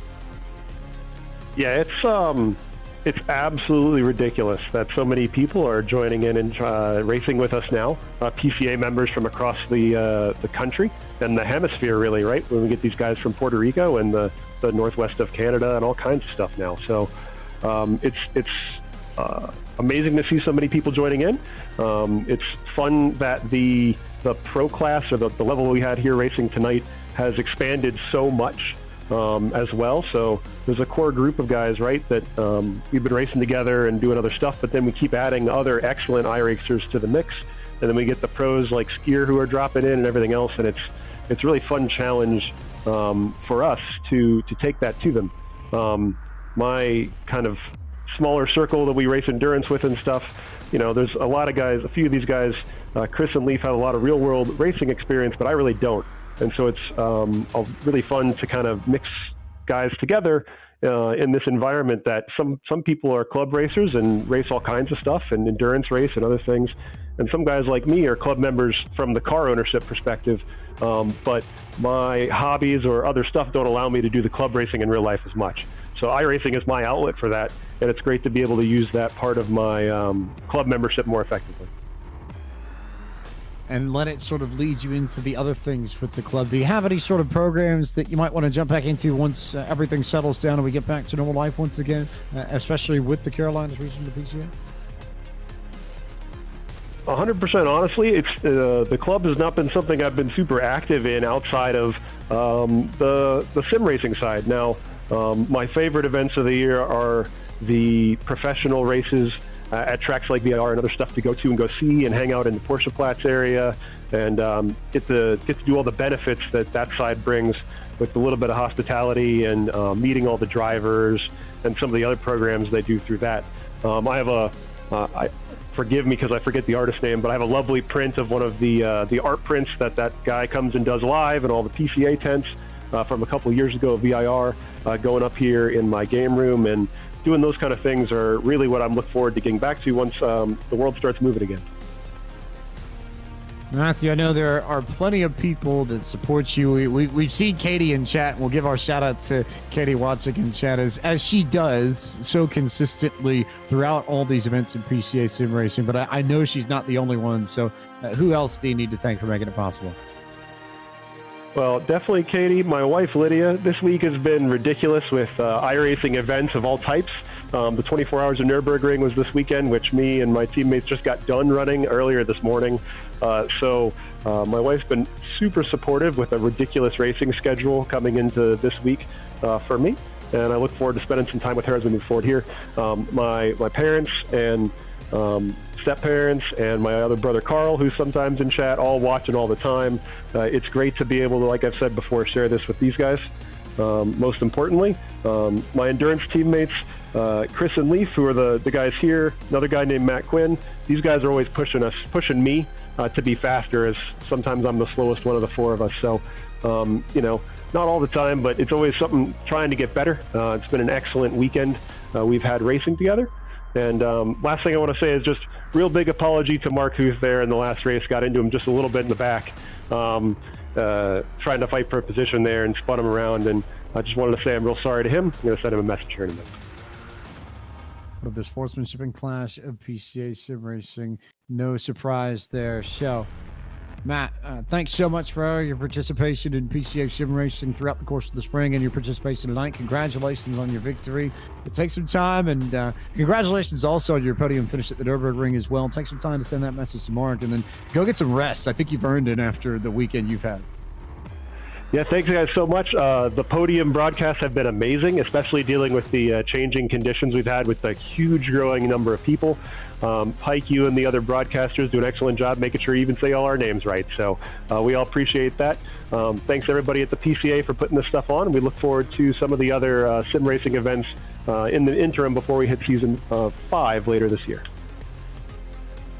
Thanks so much for the time, Matthew. We look forward to seeing you later on in the fall. Matthew Kikis, your winner of the first race in our GTC 7 class tonight in PCA Sim Racing. We now turn our attention to the man who finished in second in the second race. We're going to send Blake McCandless to the stand with Jeff Lewis in the 927. Well, how about it, Jeff Lewis? You eventually bring it home second. Started up in the third spot after the field invert, but you're fast enough able to keep your track position. What do you think you were missing, if anything, that maybe you could have helped you run down Elliott Skier? A bunch of real-life laps that he has here, and some pace in the last 2 or 3 corners. He was just blazing fast through there. Well, that is certainly true, which, out here on the Atlantic coast, and obviously, you got a whole mix of experience out here at PCA, whether guys are racing in real life or in sim racing. But talk about that challenge for somebody like you who, like you said, you obviously don't have the experience in real life, which, no doubt translates very well to the road course. How do you deal with that challenge? Take it as easy as you can and find your limits.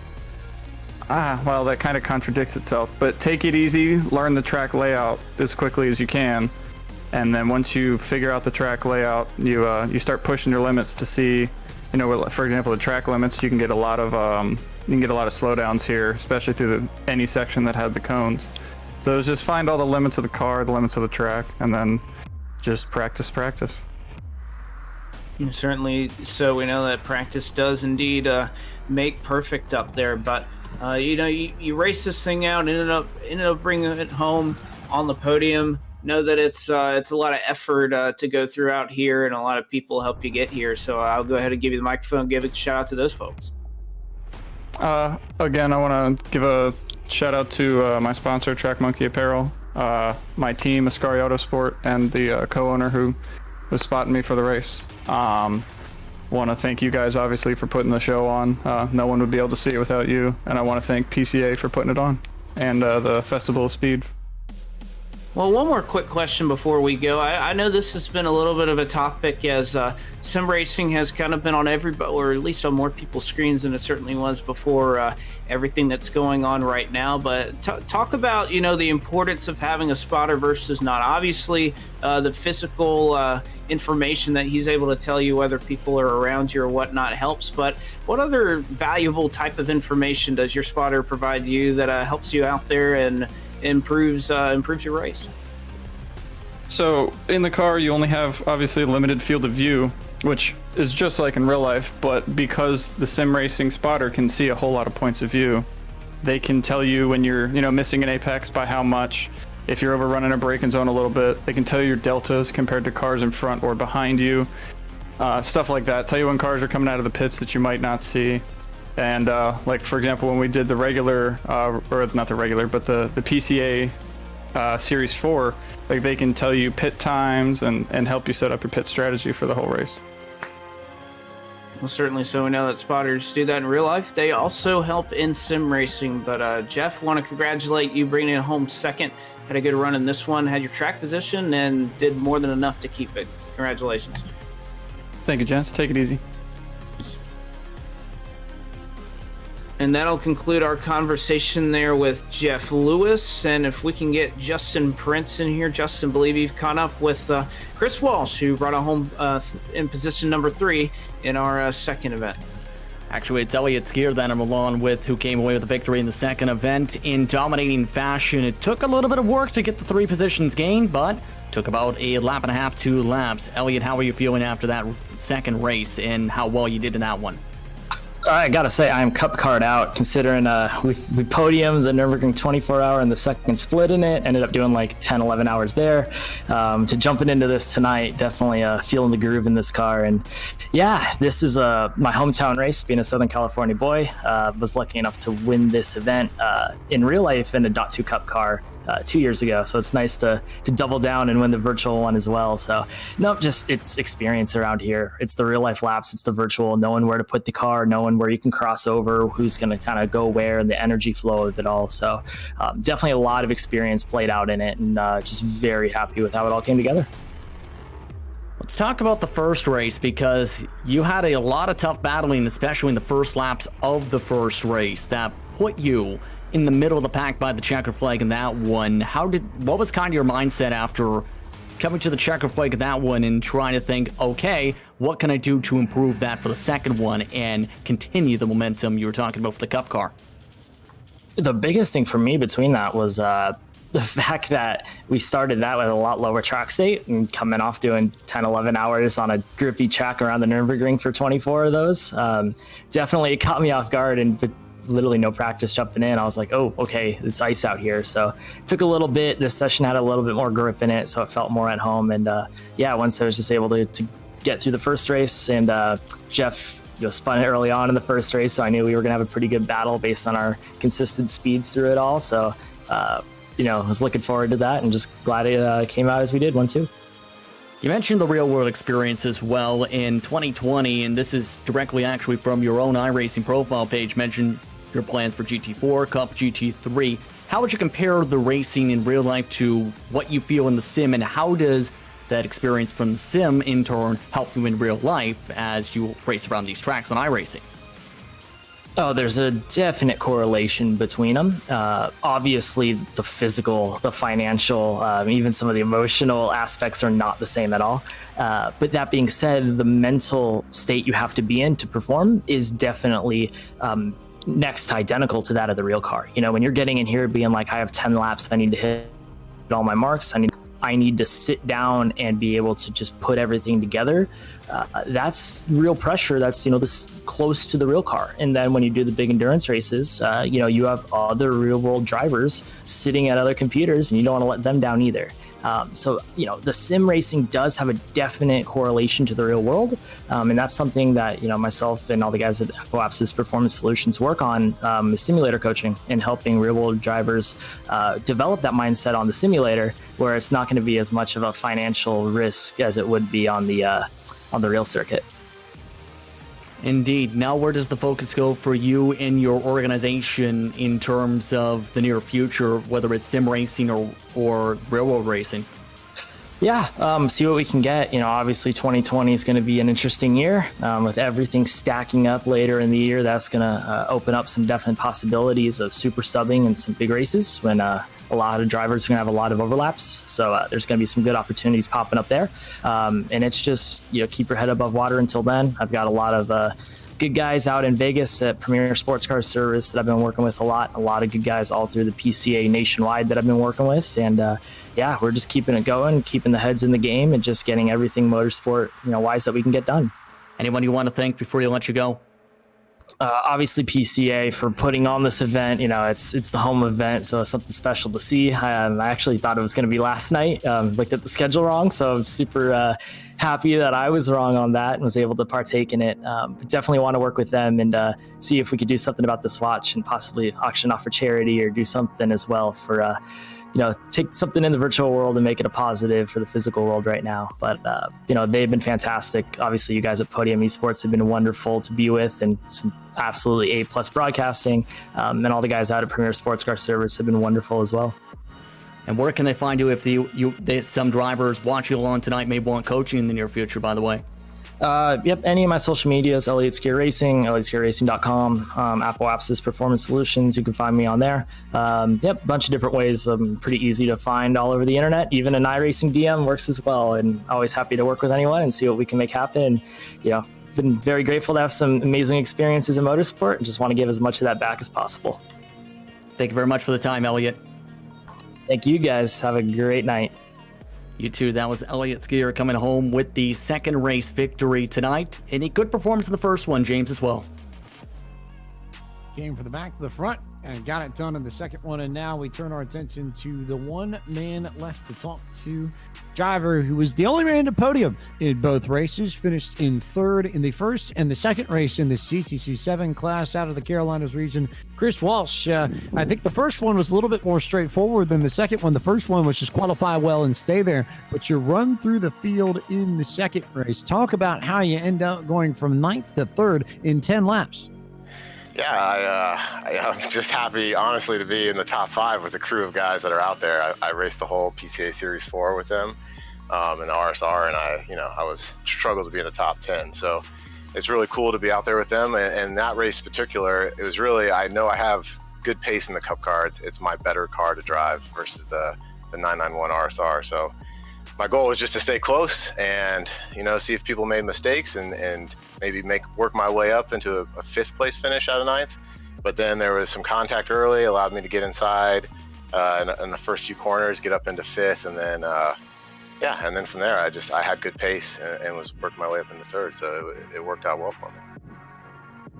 It worked out well for you. You had a solid run in both races, and oh, by the way, as the man with the highest average finish in these races, you're going to have a lot of fun, I think, because you are going to go home with the watch that was going to be offered to the best man in both races. You picked it all up, so you get the limited edition chronograph watch as well. How special is that to come away as the winner of the biggest prize on PCA Sim Racing's closing night of the spring? Yeah, that's a huge honor, and it's awesome to just be here and the events that these guys put on and the stuff you guys do for us. So I'm just happy to compete and walking away with a watch. I'm a big Porsche guy, as most guys are here. So it's just, icing on the cake, really. So thank you. Icing on the cake. And when we step back and we consider tonight's race, and especially in this GTC 7 class, Matthew Kikas wins the first race out of the Carolinas region. You win the overall competition out of the Carolinas region. Does it say something about the strength of PCA club racing in the Carolinas region between the victories you two have had tonight and maybe the strength of the region within PCA Sim Racing as well? Yeah, I think so. Matt has always been strong, especially in the RSR series we were running, and he was a guy that I would have to battle with. I always hoped to keep up with because he was pretty quick. So for us to be up in the top, I think maybe he's a lot like me. He's pretty comfortable in the GT3 Cup car, and so it just was the right mixture of track that we like, car that we like, and decent talent from both of us, and it worked out. So happy about it. Chris, I know there are plenty of people that make it possible for you and a lot of folks that you need to thank. So who do you need to send your shout outs to for everything this evening and all the success you've had tonight? Yeah, obviously my wife and family always are, just giving me the time to do this is a big deal. There's a lot of practice and preparation, and my folks, have helped pitch in to get my sim rig all put together and stuff like that. So yeah, they're the ones that deserve the thanks, and all the support that they give me is huge. So I just want to say thanks to them. Chris, congratulations on your overall victory this evening. Thanks as always for spending the time to talk with us, and we look forward to seeing you a little bit later on down the road. All right, thank you very much. You guys have a great night. Chris Walsh, your overall winner here at the GTC 7 class races, the virtual California Festival of Speed. And after all that, just about time to close things down. But before we do, first off, final thoughts, and Blake McCandless, we turn to you. Your debut with PCA Sim Racing, and I think a pretty good race and set of races to jump into. I think we had a lot of fun across the evening.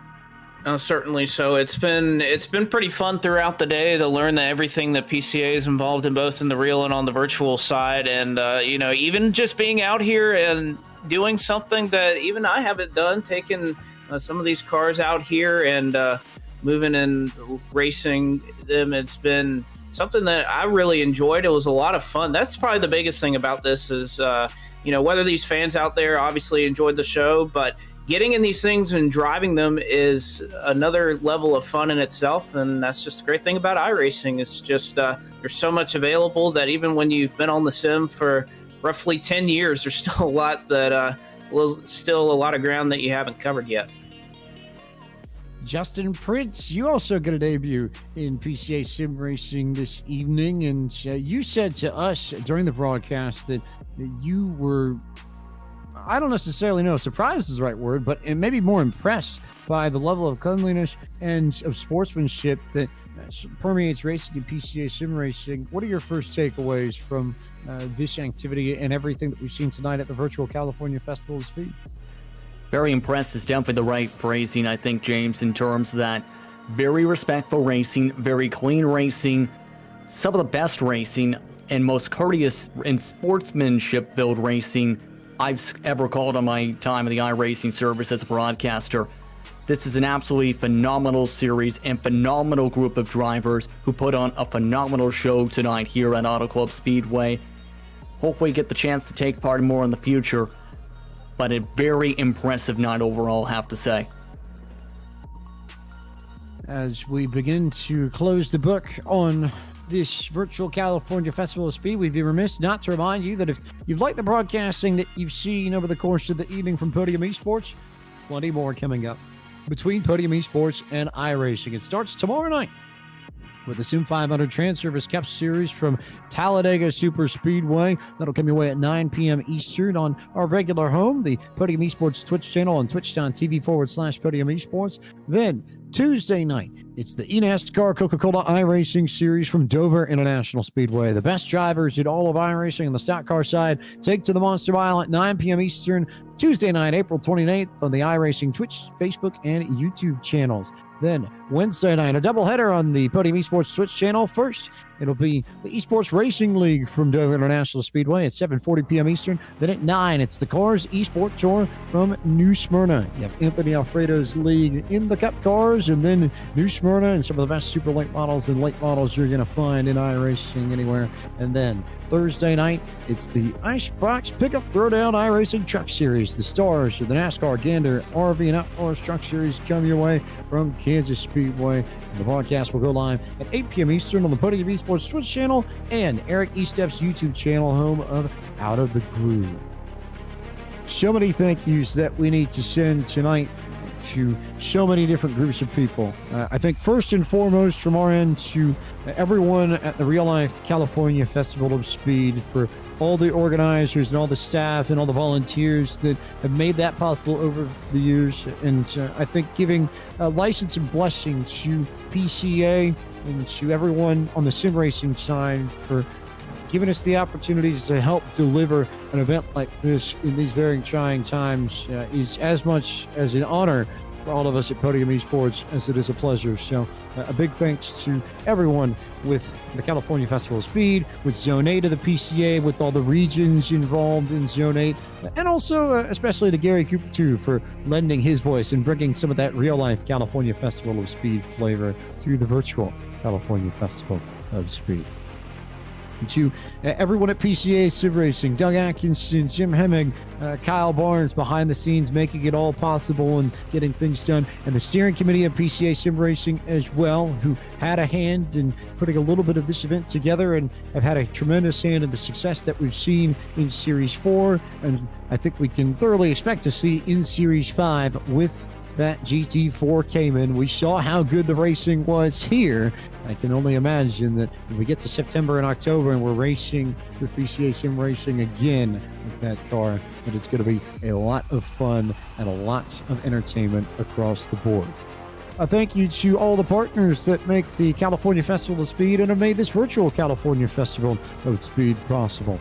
Everybody at Pelican Parts, everybody hanging out and making things happen at KW Automotive, and everyone at PCA Club Racing, the West Coast Series, and Pirelli and West Hilliard, who came in and talked with us and spoke with us at the beginning of the night too. A big thank you to everybody on that side of things for making this event possible. And then finally for everyone at Podium Esports, for Taylor Burris and for my partners in the booth, Justin Prince and Blake McCandless, for Ryan Bauer, our producer tonight, and for our backroom staff at Podium Esports, Cisco Scaramouche, John Theodore, and Gary Sexton.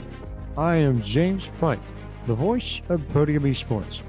Thank you so much for joining us for the virtual California Festival of Speed here on the iRacing Esports Network. Stay safe, stay healthy, keep yourself protected, and we look forward to seeing you in the fall when PCA Sim Racing returns with Series 5 in the Porsche GT4 Cayman.